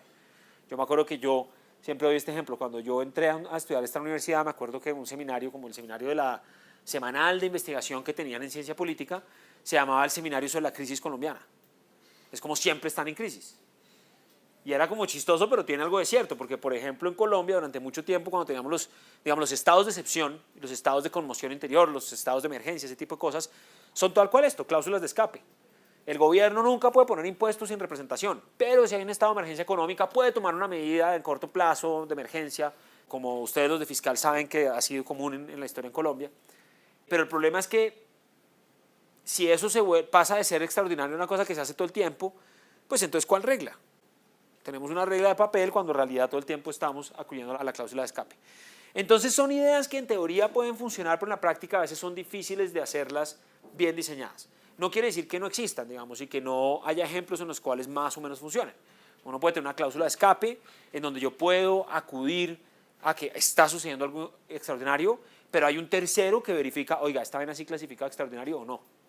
Como suele pasar, por ejemplo, como pasa con los decretos de emergencia económica o de conmoción interior, que pueden tener una revisión constitucional de si esta vaina sí era una cosa sobreviniente y extraordinaria que no se pudo anticipar, entonces está bien, es válida, o no, qué pena, usted no puede utilizar esas facultades porque esto realmente no califica como una circunstancia para acudir la cláusula de escape. Entonces esto, digamos, nos da una idea de los posibles costos y beneficios de las reglas y maneras de tratar de tener, en cierto sentido, los dos mundos, la flexibilidad, el tiempo de las reglas, no es sencillo, enfrenta dificultades. La otra cosa más general es que una pregunta es, bueno, ¿y en la práctica cómo adopto esas reglas? Y tal vez la respuesta más obvia en las democracias pues es a través de leyes que dicen que usted tiene que seguir un determinado curso de acción. Pero nuevamente uno podría pensar, bueno, pero ¿por qué no puedo tener inconsistencia anémica con las leyes? Hago una ley y después decido cambiar de decisión y cambiar la ley. Entonces eso es cierto, pero típicamente cambiar las leyes es más difícil que cambiar simplemente una acción específica. Entonces puede ser la diferencia que hay entre una decisión ejecutiva, un decreto, una ley, y después hay leyes de leyes. Está una ley ordinaria, una ley que sea más bien un acto legislativo que modifica la Constitución, es todavía más difícil de cambiar y de pasar una ley de ese estilo, o las cosas que están en la Constitución, pues más difíciles de cambiar.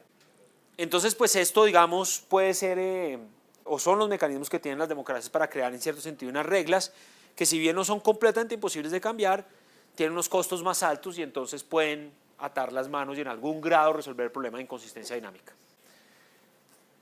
Así que bueno, ese es un segundo punto que quería hacer. Finalmente, otra cosa que puede ser importante es que aquí está hablando de las reglas escritas. Y digamos las leyes y las instituciones formales que dan cierto juicio a las decisiones y que atan las manos o limitan la discreción del que está encargado de tomar las decisiones de política económica. Pero también hay reglas informales y a veces esas son muy importantes. Uno puede tener una regla formal que dice que el gobierno tiene que hacer una cosa u otra, pero realmente en la práctica, si no hay una cultura de cumplir la ley, pues no sirve de nada. Y de eso uno ve ejemplos todo el tiempo. Ahora que estamos en época de reforma tributaria y es un tema que siempre sale a la luz, a mí eso, por ejemplo, me impresiona en el caso colombiano. Hace poquito tuve una experiencia en donde fui a comprar unas cosas de unos muebles, porque cambié de casa y tenía que conseguir una cosa nueva para un lugar ahí. Y la señora que vende los muebles me da un precio. Y entonces yo le digo, listo, perfecto, no sé qué, voy a pagar. Y saco la tarjeta. Me dice, no, pero con tarjeta me toca poner el IVA. Y es como, ¿usted por qué me da precio sin IVA? Eso es una regla, eso no es una donación que yo decido darle al Estado, no, eso es como que nos toca pagar, es parte de nuestro deber, es parte del contrato social. ¿Cómo así? Bueno, le eché una lora y la señora me miraba así y decía, este tipo se enloqueció, este tipo, ¿qué le pasa? Me miraba así como diciendo, pero ¿cómo así? Y entonces yo le empecé a decir eso y me dice, pero es que usted no se imagina, me dice ella, lo bravo que se pone la gente cuando le cobro el IVA. Entonces es todo el mundo al revés, yo no, me pongo bravos porque no me lo cobre, nos toca pagarlo. Usted tiene un negocio exitoso, si usted no contribuye al Estado, después ¿cómo se va a quejar de que el Estado no hace las cosas, no sé qué? Bueno, le eché una lora que yo creo que parecía, y por ahí había clientes que también me miraban, unos mirándome como este tipo está loco y otros yo creo haciéndoselas de que tenía razón, pero también deben haber IVA. Me decían como, sí, tiene toda la razón, pero estoy seguro que varios de esos que decían, sí, tiene toda la razón, cuando les preguntan sin IVA o con IVA muchas veces dicen sin IVA. Pero bueno. Pero eso es para decir que hay leyes escritas que no necesariamente se cumplen porque no existe, o sea, las leyes escritas y las no escritas tienen que interactuar para que se cumplan a veces las leyes. Entonces hay leyes que no están escritas pero que pueden dar una disciplina y que pueden resolver en alguna medida problema de inconsistencia temporal en los casos. Hay diferentes casos históricos interesantes de esto más allá del ejemplo que estoy dando de los impuestos. Por ejemplo, uno de los trabajos de North y Vengas muy famosos sobre, digamos, el rol de las instituciones para el desarrollo es este paper en donde habla del surgimiento de la norma según la cual la corona ya, digamos, respetaba ciertos límites y respetaba los derechos de propiedad privados y eso tuvo alguna correspondencia en decisiones explícitas que se tomaron en el Parlamento británico, pero también fue el surgimiento, digamos, de una norma social de que la corona había unos puntos que no tocaba y había unos límites que no tocaba. Y ellos hablan de eso como un hecho súper importante para el desarrollo, por ejemplo, del mercado financiero en Gran Bretaña en el siglo XVII, pues porque en el momento en que el gobierno ya hace eso, es un gobierno que tiene credibilidad se entiende que no es un gobierno que haga expropiaciones arbitrarias, se entiende que es un gobierno que si se endeuda va a cumplir con sus obligaciones y entonces la gente está dispuesta a prestarle. Pero esas normas sí que son más difíciles de entender de dónde vienen, por qué surgen, qué las sostiene, pero también es un área bien interesante y relevante en todo esto. Entonces, bueno, eso en cuanto a lo que quería decir de la solución de reglas. Con la solución de delegación, podemos simplemente coger tal cual el ejercicio que habíamos hecho antes y modelar una versión de lo que entendemos por un banco central independiente, que es alguien a quien yo le delego la decisión de establecer la inflación, como un poco la solución en el caso del despertador. Acuérdense el ejemplo de decirle a la mamá, mamá, despiértame. La mamá es más responsable todavía que uno, lo quiere a uno más que uno mismo, y si uno le dijo que lo que uno necesita es despertarse temprano para estudiar, ella lo va a despertar a uno temprano para estudiar incluso más que uno mismo. Entonces uno le dice a ella, me despiertas mañana temprano aunque yo te diga que no. Y eso es delegar la decisión a la mamá. Algo parecido es la lógica que está detrás de los bancos centrales. Es como el gobierno tendrá un incentivo a generar inflación, pero el gobierno sabe que eso no le conviene, entonces le pide a unos señores muy conservadores, vean, ustedes sí tienen que coordinar la política macro y toda la cosa, pero ustedes tienen que sobre todo defender el poder adquisitivo de los colombianos, la inflación, controlarla. Y le dice, usted está encargado de eso, usted es independiente, allá se sienta el ministro, pero la Junta tiene otra cantidad de gente y no sé qué. Ese es como el diseño que está ahí. Una forma muy sencilla de modelar eso es como está en la ecuación 8, simplemente diciendo que yo le delego la decisión a un individuo que no tiene la función de pérdida a la sociedad, sino que tiene una función de pérdida en donde el peso que le dan a la inflación, este A', es más grande que el peso que le da la inflación la sociedad. Tiene una especial aversión a la inflación, es más conservador en ese sentido, odia la inflación. Entonces, si uno le da ese mandato al Banco de la República, le dice, listo, escoja inflación, pues el Banco de la República lo que va a escoger no es una inflación que es igual a la del equilibrio de discreción, porque está haciendo lo que él quiera, pero con un parámetro A' en vez de con un parámetro A. Entonces tenemos que simplemente resolver el mismo modelo que habíamos hecho antes en el caso de discreción, pero con parámetro A' en vez de parámetro A, escogiendo este pi, inflación, sujeto a la curva de Phillips y tal. Y si ustedes resuelven ese problema, que fue lo que ya hicimos, entonces no lo va a repetir, es simplemente la misma expresión que teníamos antes para inflación, pero donde en vez de B sobre A tenemos B sobre A'. Y ya es la misma expresión que es esa que está en la ecuación 9. Y de hecho, con A' mayor que A, si yo encuentro la pérdida de delegación en este caso y la calculo, meto esta tasa de inflación en la función de pérdida, incorporando también cuándo va a ser el producto de equilibrio, que va a ser igual simplemente al Y-moño, porque aquí no hay ninguna sorpresa para los ciudadanos. Podemos calcular la pérdida de delegación y me da esta expresión que tengo acá, que de hecho lo que estoy haciendo es simplemente parametrizar para que sea más directo verlo. Parametricemos A' como C por A con C mayor que 1, donde cuanto mayor que 1 es ese C, me está diciendo cuánto más conservador que la sociedad es el Banco Central. Y si hago así me queda como la segunda expresión, en donde básicamente lo que ustedes ven es que la pérdida de discreción que teníamos antes era esta misma, pero que no aparecía el C cuadrado. Ahora sí aparece el C cuadrado. Antes aparecía B cuadrado sobre A y listo. Ahora tenemos un C cuadrado y en la medida en que más grande sea ese C, entre más conservador sea el banco, entonces menos y menos la pérdida y vamos a estar en una situación de poder tener menos costo para la sociedad que un gobierno escogiendo a su antojo la inflación, delegándolo más bien al Banco Central. Entonces esa solución es una posible solución. En vez de las reglas, diga al Banco Central, escoja como usted quiera, pero el Banco Central es más conservador que yo. Ahora, eso en cuanto a los beneficios. En cuanto a los costos de delegarle hacia un Banco Central, no puede pensar que hay algunos costos. Entonces, esta diapositiva está un poco al revés, pero vamos a empezar con la parte baja de la diapositiva. Un costo es que básicamente estamos renunciando a la toma democrática de decisiones. Estamos diciendo no al gobierno que es elegido democráticamente que escoja la política económica, sino al Banco de la República que no es elegido democráticamente. ¿No? Uno no vota por los miembros del Banco de la República. Entonces alguien podría decir, eso no me gusta porque estamos delegando la autoridad a una persona por allá conservadora que nadie la eligió. Pues de acuerdo, pero tiene la legitimidad de todo el aparato y todo el engranaje institucional que sí elegimos, digamos, en cierto sentido. Entonces, pero ese podría ser un costo. Otra cosa que en cierto sentido puede ser un costo es que si ustedes se fijan, la inflación realmente para reducirla a cero, que sería lo óptimo en este caso, tenemos que tener un banco central infinitamente conservador, que simplemente lo único que le importe sea la inflación. Y eso no parece tan realista, y ahorita después vamos a discutir por qué será que ese es el caso. Pero si ustedes se dan cuenta, para que realmente el sesgo inflacionario se reduzca a cero, para que la inflación en la ecuación no sea cero, el banco tendrá que tener una prima infinito, que básicamente la prima infinito quiere decir que la función de pérdida del Banco Central solo incluyera la inflación, no incluyera la desviación del PIB de su producto potencial.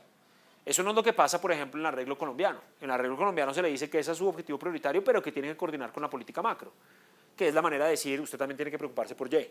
Usted no puede olvidar el desempeño económico general de la sociedad. Entonces, pero digamos en esta versión del modelo estrictamente uno necesitaría un banco estrictamente conservador, simplemente le importa la inflación para que el sesgo inflacionario se redujera a cero. Ahora, saliéndonos de este contexto específico del Banco Central, ahora sí menciono las primeras dos bullets que están en esta diapositiva, que es que más allá de este ejemplo particular, en los gobiernos hay varias razones adicionales para delegar. Una razón más amplia para delegar en los gobiernos es básicamente que hay decisiones que son tan complejas que uno requiere gente con la sabiduría y el entrenamiento y el conocimiento sobre temas específicos para decirle, ¿sabe qué? Usted tome esta decisión. Entonces uno puede pensar que muchas de las formas como funciona el gobierno, en algunos casos, pues tienen que ver con, hay temas que son tan complejos que simplemente ni siquiera los escoge directamente el presidente, sino que el presidente tiene un equipo técnico que toma una decisión con respecto a ciertos temas porque son quienes pueden evaluar ese tema en su complejidad. Entonces ustedes pueden pensar en ejemplos de eso en el área de la seguridad, en el área incluso del manejo económico. Hay varias áreas en las cuales hay este tipo de delegación con la lógica de hay temas complejos, los delegamos a los que saben y sí, tienen que rendir cuentas, en últimas las autoriza o no el presidente o el Congreso o diferentes órganos que sí tienen representatividad y están bajo el control de los ciudadanos, pero hay una delegación a personas que no están con ese ojo tan directamente encima de ellos. Y la otra razón que no está en este modelo pero que es importante para delegar es el tema de los pesos y contrapesos. El hecho de que haya unos ramas del gobierno que tengan unas cosas, digamos, bajo su responsabilidad, otras ramas que tengan otras responsabilidades y así genera pesos y contrapesos que es una manera de resolver tal vez el problema fundamental de un Estado, que es que una vez el gobierno recibe de los ciudadanos el mandato de decir, oiga, usted tiene poder para poder mandarnos, perdón por la redundancia ahí, pues el punto es cómo hacer para que no abuse de ese poder. Entonces, esa es otra razón totalmente distinta para la delegación y es delegar a diferentes ramas del poder, diferentes responsabilidades para que haya pesos y contrapesos y para, en cierto sentido, a propósito, obligar que choquen unas con otras y se controlen unas a otras. Y bueno, también más en general, hay un problema que está presente o un costo que está presente siempre que deleguemos, más allá de este ejemplo particular, y es el problema de agencia que ya vimos. Siempre que un principal le dice a un agente, oiga, Comisión de Regulación de los Servicios Públicos o qué sé yo, ustedes tienen que encargarse de ver cómo hacen para tomar unas medidas y unas normas, expedir unas cosas y hacer todo un tipo de trabajo en este tema particular, pues hay una parte más informada y una parte menos informada. La parte más informada podría aprovechar esas rentas, podría explotar rentas por culpa de esa simetría de información. Entonces, ese es otro costo general de la delegación, que hay siempre la oportunidad de aprovechar rentas. Entonces vimos unos beneficios de la delegación, pero también unos costos. El último costo de la delegación que quiero mencionar, pero que es el que les voy a dejar que ustedes lo estudien, bueno, aquí está casi que hecho todo, pero digamos, para que ustedes lo revisen en detalle, es en el modelo que hemos tenido hasta ahora, no hay ninguna incertidumbre. No, absolutamente ninguna incertidumbre. Pero un modelo un poco más realista incorporaría choques a la economía, situaciones en las cuales por momentos el PIB está por debajo de su nivel usual porque hubo un choque negativo, o al revés, hay una onda de optimismo y está muy por encima de su nivel usual el PIB. Entonces, si uno resuelve este modelo con un choque, este error epsilon t en la curva de Phillips, y repite el análisis, que es el pedacito pequeño que les voy a pedir que ustedes hagan por su cuenta, pero pues ahí están los detalles en la diapositiva, uno llega a una expresión de inflación de equilibrio y a unas expresiones para, por lo tanto, el PIB que va a haber en el equilibrio, en donde puede terminar calculando lo siguiente. Puede calcular pues, la inflación de equilibrio por un lado y la varianza que va a tener esa inflación en el equilibrio y la varianza que va a tener el producto en el equilibrio. Y cuando uno hace esos cálculos, lo que encuentra es una cosa interesante. Si yo delego a un banco central más independiente, interpretado ese Banco Central más independiente como un banco que tiene una prima mayor que A, pues yo reduzco la varianza de la inflación, porque fíjense que aquí en la varianza de la inflación tenemos que es decreciente en A'. Pero también sucede una cosa, y es que cuando miro la varianza del ingreso, o sea, cuánto fluctúa el PIB, encuentro que para cualquier A' mayor que 1, es decir, para cualquier banquero central que le importe más la inflación que el PIB, la varianza del PIB es creciente en su conservadurismo. Es decir, hay una predicción en este modelo que es que si entendemos los bancos centrales de esa manera, los bancos centrales van a hacer una cosa, y es que van a reducir la inflación, van a reducir la varianza de la inflación, pero el costo de eso es que van a aumentar la varianza del PIB. Pues ¿por qué? Porque básicamente no van a acomodar los choques, sino que en vez de acomodar los choques van a luchar contra los choques para que la inflación se mantenga bajita, pero eso implica que van a permitir que el PIB fluctúe mucho. Lo interesante de eso es que en la práctica, aunque la literatura empírica tiene sus problemas en este caso, porque resolver problemas de endogeneidad no es fácil, pero la literatura empírica lo que ha encontrado es que bancos centrales más independientes en efecto reducen la inflación, en efecto parecen reducir la varianza de la inflación, pero no parece que aumente la varianza del PIB. Entonces es una paradoja interesante. Ahora, puede que lo que pase es que lo que esté detrás de eso sean variables omitidas, que los países que tienen la capacidad de convertir su banco en un banco más independiente son países con mayor estabilidad macroeconómica, y eso es lo que explica tanto la menor varianza del PIB como la mayor inflación, como la menor varianza de la inflación. Entonces, no todos los papers empíricos sobre esto tienen estrategias de identificación convincentes que resuelvan los problemas de variables omitidas o causalidad inversa que puedan explicar esta correlación. Pero al menos la correlación no salta a la vista que sea consistente con esta forma de entender el Banco Central Independiente. Luego puede que nos toque pensar en otras cosas que tiene presente el Banco Central que hacen que esto no suceda, como por ejemplo que hagan una mejor labor de coordinación para el pedazo del PIB o qué sé yo. Entonces habría que pensar en eso. Bueno, entonces eso es lo que quería decir con respecto a delegación. Y por último, había una última solución que mencionamos también en el caso del despertador, que también existe en el caso de la política económica, que es el caso de cuidar la reputación y la credibilidad. En el caso del despertador yo decía, a lo mejor usted sí puso el despertador por la noche y se despierta por la mañana y simplemente usted iba a despertarse temprano y estudiar en su escritorio desde las 5 de la mañana solo. Es más probable que diga, quiero dormir 5 minuticos más, que si en realidad lo que usted quedó es con un amigo de llegar a la biblioteca, encontrarse y trabajar juntos. Porque ahí, si usted le queda mal, usted ya está enfrentando un costo reputacional. Porque puede que esa vez usted le manda un chat y le dice, me pasó tal cosa, se dañó el calentador, no me pude bañar con agua caliente y no soy capaz de meterme al agua fría, o cualquier excusa mala que se les ocurra. Y de golpe eso lo pueden decir una vez, pero la siguiente vez que digan mañana estudiamos temprano, esa persona ya no le cree y usted no va a poder seguir disfrutando los beneficios de trabajar o estudiar con un compañero con quien estudia bien. Entonces, eso mismo lo podemos capturar en este modelo y puede ser una de las cosas que hace que los gobiernos cumplan ciertas normas y no hagan exceso de discrecionalidad enfrentando los costos que eso tiene. Así que, para ver eso, una cosa que podríamos pensar es, bueno, para eso tenemos que meter varios periodos. Tenemos que pensar en un gobierno que vive varios periodos y está preocupado por la credibilidad de sus políticas. Entonces, para eso pensemos que la pérdida ahora es la pérdida del ES de cada instante del tiempo, pero la pérdida L total es el valor descontado de las pérdidas que tengo a lo largo de muchos periodos de tiempo con un factor, con una tasa de descuento ρ. ¿Sí? O sea, lo mismo, digamos, de los supuestos usuales que siempre hacemos. Si ustedes consideran eso, nosotros podemos pensar en un equilibrio, supongamos un equilibrio en el cual no porque esté en una ley, sino porque estamos en este juego repetido, el gobierno anuncia unas políticas y las cumple. Y estamos en ese posible equilibrio de no engañar, donde cuando anuncia tal inflación, después la cumple. Acuérdense que si estamos en ese equilibrio, lo óptimo para el gobierno era poner cero inflación. Entonces supongamos que estamos en ese equilibrio de no engañar, que es el equivalente al valor descontado de la pérdida que tenemos de reglas. Y ahora pensemos en el incentivo que pudiera tener el gobierno de salirse de ese equilibrio, de repente un día salirse de ese equilibrio y dejar de cumplir sus anuncios. Entonces, si llega a hacer eso el gobierno, fíjense que en el momento en que lo haga, toma por sorpresa a todos los agentes que estaban convencidos de que estaban en ese equilibrio de cumplir reglas y tiene un beneficio de corto plazo, que es que por un periodo logra tener la pérdida esa de inconsistencia. Esa pérdida en donde engañó a los ciudadanos esperaban ser inflación y entonces él logró generar un poquito de inflación que duele un poco pero no es tan grave y digamos se justifica a la luz de poder aumentar un poquito el producto.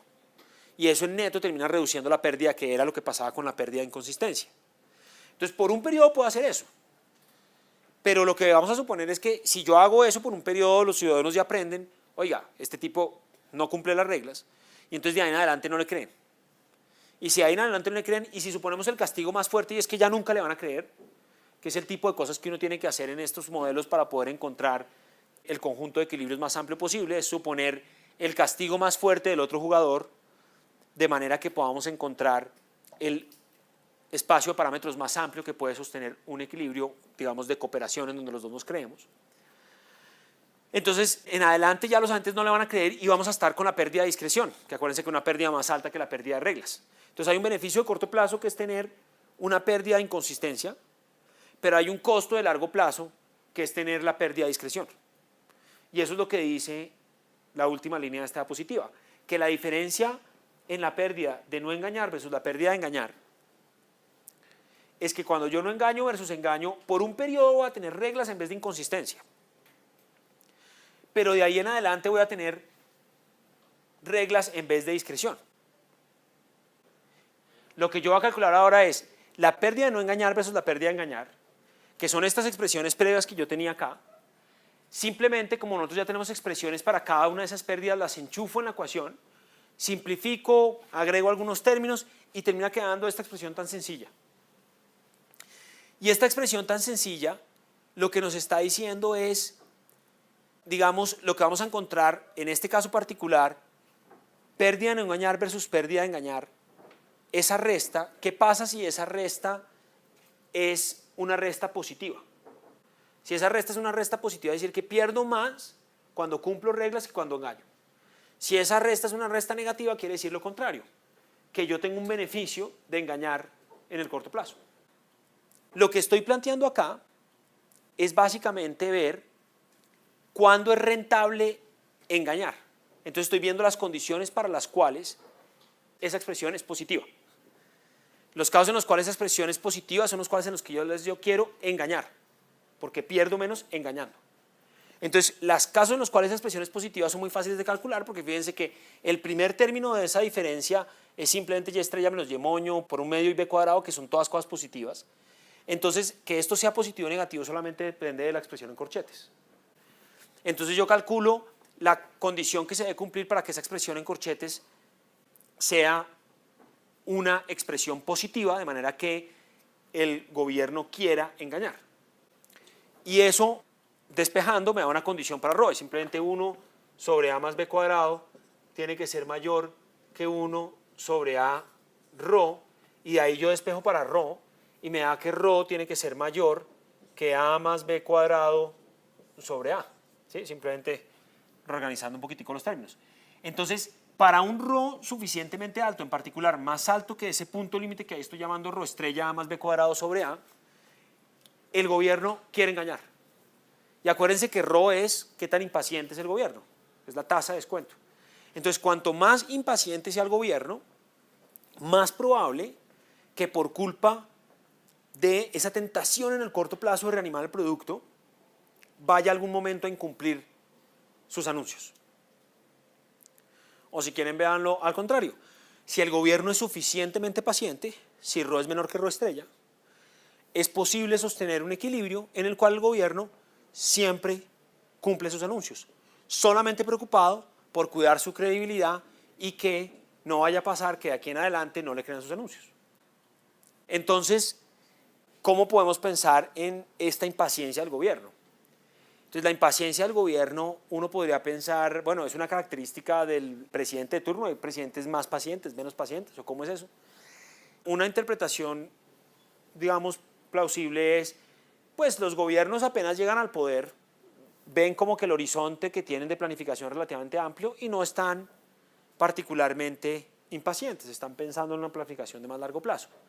Pero a medida que van acercándose a las siguientes elecciones, tienen más impaciencia, están mucho más interesados en conseguir algo muy rápido, muy efectivo en el corto plazo. Y entonces una manera, digamos, de forma reducida de capturar eso es como si su ROE se les volviera más alto y se volvieran más impacientes. Entonces, ese tipo de idea da origen a una literatura que cubrimos en el libro, en el siguiente capítulo después de este, que es la idea de los ciclos de negocios políticos, que es cómo puede haber ciclos económicos motivados por los ciclos políticos, en particular los momentos de las elecciones, en donde a medida que yo me acerco a las elecciones, los políticos pueden tener unos incentivos a, por ejemplo, crear un choque inflacionario por sorpresa a los ciudadanos para aumentar el PIB y para que la gente vote por ellos. Y eso es toda una literatura muy amplia y compleja, porque uno puede pensar, listo, eso lo pueden hacer los gobiernos, pero si los ciudadanos son inteligentes y saben que en los últimos periodos los gobiernos siempre quieren hacer eso, pues no se van a dejar meter ese gol. Acuérdense de la frase de Bob Marley. Entonces, pues hay toda una literatura de eso. Así que bueno, esto nos dice, en resumen, que el problema de inconsistencia dinámica, claramente todo este capítulo lo que nos ha mostrado es que es un problema que tiene unas claras consecuencias políticas. Tiene implicaciones sobre cuál es la manera como uno debe organizar la toma de decisiones. Cada una de esas tomas de decisiones tiene algunos costos y unos beneficios, y entonces hay unas consecuencias sobre la toma de decisiones colectivas. Entonces, en ese sentido, ya por eso nada más nos interesa en este curso. Pero una pregunta más amplia es si esto tiene un origen político. Y uno podría pensar a primera vista, pues no puede tener un origen político, porque aquí estamos otra vez adoptando el enfoque de la economía del bienestar, donde quien toma las decisiones es un planificador central benevolente que comparte con los ciudadanos la misma función de utilidad. Pues encontramos una solución de delegación en donde es bueno, digamos, alejarse de eso, pero en general no surgía de un conflicto de intereses aparente, porque no es un problema de conflicto entre diferentes visiones de diferentes grupos de la sociedad que quieren diferentes niveles de inflación, o un problema políticos versus ciudadanos que tienen diferentes funciones de utilidad, no. Ahora, a pesar de que esa es la impresión a primera vista, Dreisen, apoyándose en realidad en un trabajo previo de Chari, Quijo y Prescott, sugiere que en últimas realmente el problema sí es político, si uno lo piensa un poco mejor. Si ustedes piensan en el problema de inconsistencia temporal, una manera de observarlo, detectarlo matemáticamente en la solución del juego, es que el problema de inconsistencia temporal surge cuando el problema resuelto, si el gobierno juega primero y luego los agentes determinan sus expectativas de inflación, es distinto del problema resuelto cuando primero los individuos fijan sus expectativas y luego el gobierno decide la inflación. En la situación en la cual el gobierno juega primero, se precompromete la inflación y luego los ciudadanos escogen las expectativas, era nuestra solución con reglas, tenía un equilibrio distinto al equilibrio en el cual primero los agentes toman unas expectativas de inflación que anticipan qué es lo que en siguiente etapa el gobierno libremente va a escoger de inflación. El problema de inconsistencia dinámica lo podemos definir como que un problema nos dio una solución y el otro problema nos dio otra solución. Entonces, si nosotros definimos así el problema de inconsistencia dinámica, lo que uno puede darse cuenta es que detrás de que los dos problemas difieran, está un conflicto de intereses, que es lo que les voy a tratar de mostrar ahora. Entonces, para eso, imagínense que tenemos el siguiente caso. Esta tabla lo que hace es que piensa en lo siguiente. Simplemente estamos cambiando la notación para que coincida con la de Dreisen, pero lo que estamos hablando es que nosotros tenemos una función de utilidad, que es el negativo, la función de pérdida, digamos, que depende de dos cosas: lo que fijan los agentes, que es la inflación esperada, y lo que fija el gobierno, que es la inflación. Y tenemos diferentes escenarios. En el escenario de un agente único, si solamente hubiese un agente, ¿qué pasaría si hubiese solamente un agente? Si hubiese solo un agente, pensemos en la toma de decisiones para maximizar esta función de utilidad, porque los dos comparten esa función de utilidad. De ahí es donde decíamos de dónde está el problema político, si están maximizando lo mismo. ¿Qué pasa si el gobierno juega segundo? ¿Qué pasa si el gobierno juega primero? Si el gobierno juega segundo, entonces lo primero que hay que resolver por inducción hacia atrás es el problema del gobierno, que toma las expectativas de inflación como dado y que entonces va a encontrar una condición de primer orden escogiendo pi para hacer que la derivada de u con respecto a pi sea cero, dado pi esperado, tomando pi esperado como dado. En la primera etapa, ¿qué hace el individuo? El individuo anticipa que el gobierno se va a comportar escogiendo tal que du de pi sea igual a 0. Y el individuo encuentra una condición de primer orden para una función que ahora se va a ver u de pi de te, coma, pi de t, que a su vez es función de pi te, porque el gobierno la escogió tomando pi te como dado, entonces para cada pi te escogió. Y el hogar lo que va a hacer es maximizar escogiendo pi te, esa función de utilidad, y eso genera una condición de primer orden que es la que está escrita ahí con la regla lacaniana, que es simplemente la derivada de u con respecto a pi te, más la derivada de u con respecto a pi t, pero tengo que multiplicar por la derivada interna de pi t con respecto a pi t, que es una diferencia que viene dada por como sea que la condición de primer orden del gobierno en la etapa 2 determine la relación entre esas dos variables. Y en el óptimo, la condición de primer orden dice que esas cosas son 0. Pero, si ustedes se fijan, el gobierno se asegura que du de pi t sea igual a 0. Luego, en últimas, lo que yo tengo en esta solución es que tanto du de pi t va a ser igual a 0, como du de pi t va a ser igual a 0. Y que se cumplen esas dos cosas simultáneamente van a ser las que van a caracterizar el pi t y el pi t de equilibrio cuando el gobierno jugó segundo. Ahora, yo puedo hacer lo mismo y ahora pensar que el gobierno juega primero. Si antes yo tenía que cuando el gobierno en el periodo 2 era el que tomando pi t como dado fijaba du de pi t igual a 0, ahora tengo una cosa distinta, es que ahora en el periodo 2 el individuo tomando pi t como dado fija du de pi t igual a 0. Y en el periodo anterior, en el periodo t igual a 1, el gobierno es quien maximiza, escogiendo la inflación, una función de utilidad que depende de la inflación esperada, pero esa es función implícita de la inflación, pi t es función de pi t, y de la inflación directamente. Y encontramos una condición de primer orden, nuevamente con regla lacaniana, eso nos va a dar que es du de pi t, pero tengo que multiplicar por de pi t con respecto a pi t, por regla lacaniana, más du de pi t debe ser igual a 0. Pero nuevamente ahí mismo que digo eso observo, pero el gobierno cuando resuelve este problema se da cuenta y anticipa que el individuo en la segunda etapa va a fijar du de pi t igual a 0. Entonces eso se va a igualar a 0 y nuevamente tengo que la solución en este orden coincide. Du de pi t va a ser igual a 0, pero también du de pi t. Luego, las dos soluciones, no importa el orden en que las juegue, en este caso en que estoy pensando que el individuo es un individuo, son iguales, no importa quién juega primero. Ahora, eso no es lo que encontramos en nuestro problema anterior. Entonces, el argumento de Dreisen, y que como les digo viene de Cari, Prescott y Quijo, es que cuando tenemos lo que nosotros teníamos en este tipo de modelos anteriores, no era un único jugador, sino era un jugador representativo que representa en realidad en individuos. Y cuando están en individuos jugando, no juegan como un equipo, que es como cuando hay un único jugador, sino que hay n individuos y en última esos n individuos tienen un conflicto de interés.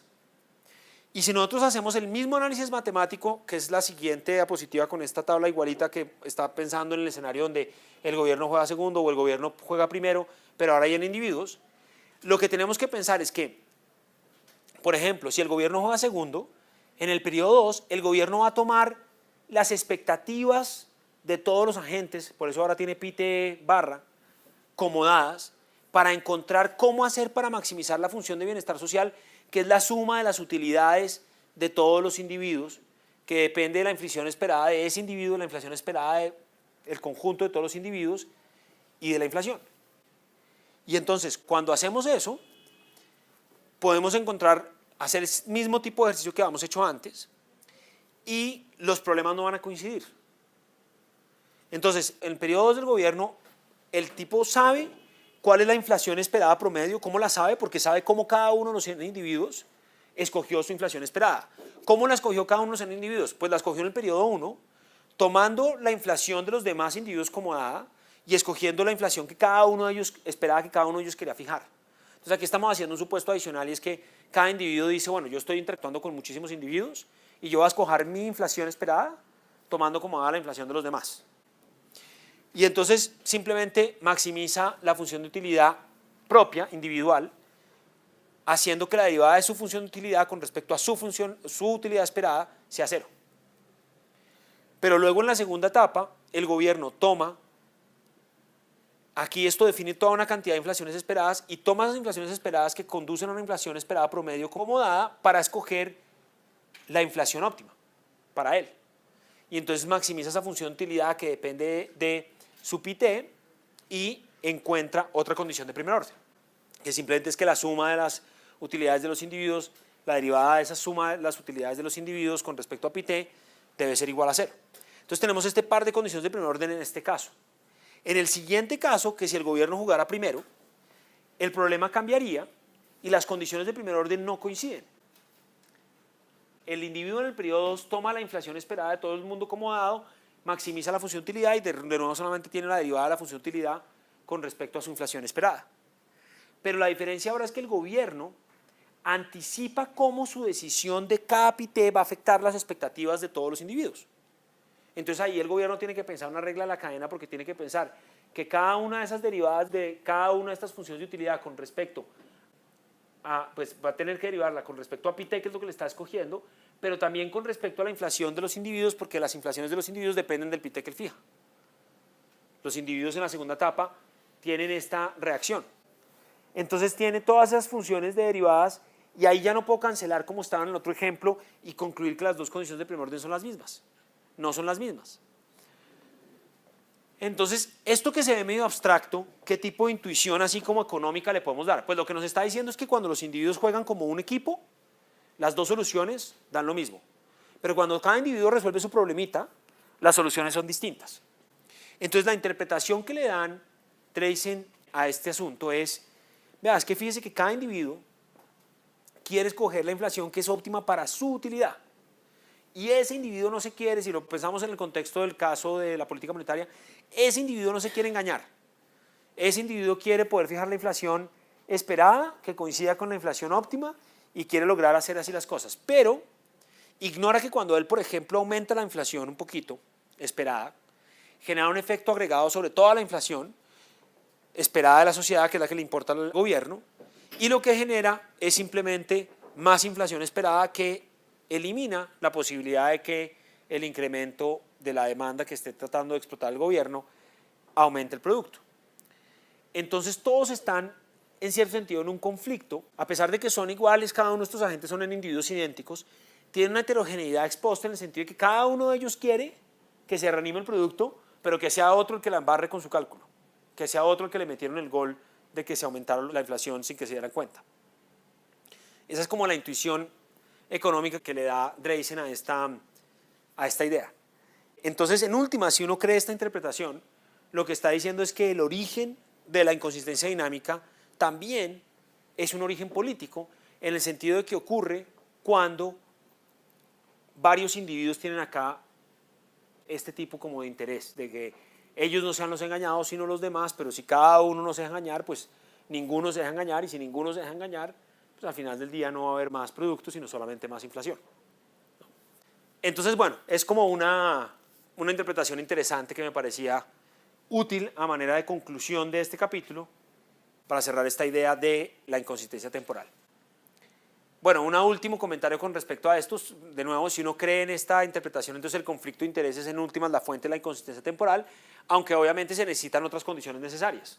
Se necesita que haya una secuencia en la toma de decisiones, que uno pueda revisarlas para que haya inconsistencia dinámica.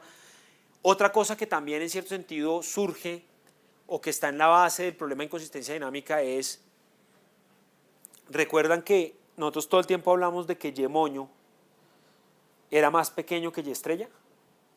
Dijimos, ese Y moño, que es el producto que prevalece cuando pi t es igual a pi t, es más pequeño que el producto potencial. Eso es súper importante para que surja la inconsistencia dinámica, porque eso es lo que hace que el gobierno tenga un incentivo a crear choques inflacionarios.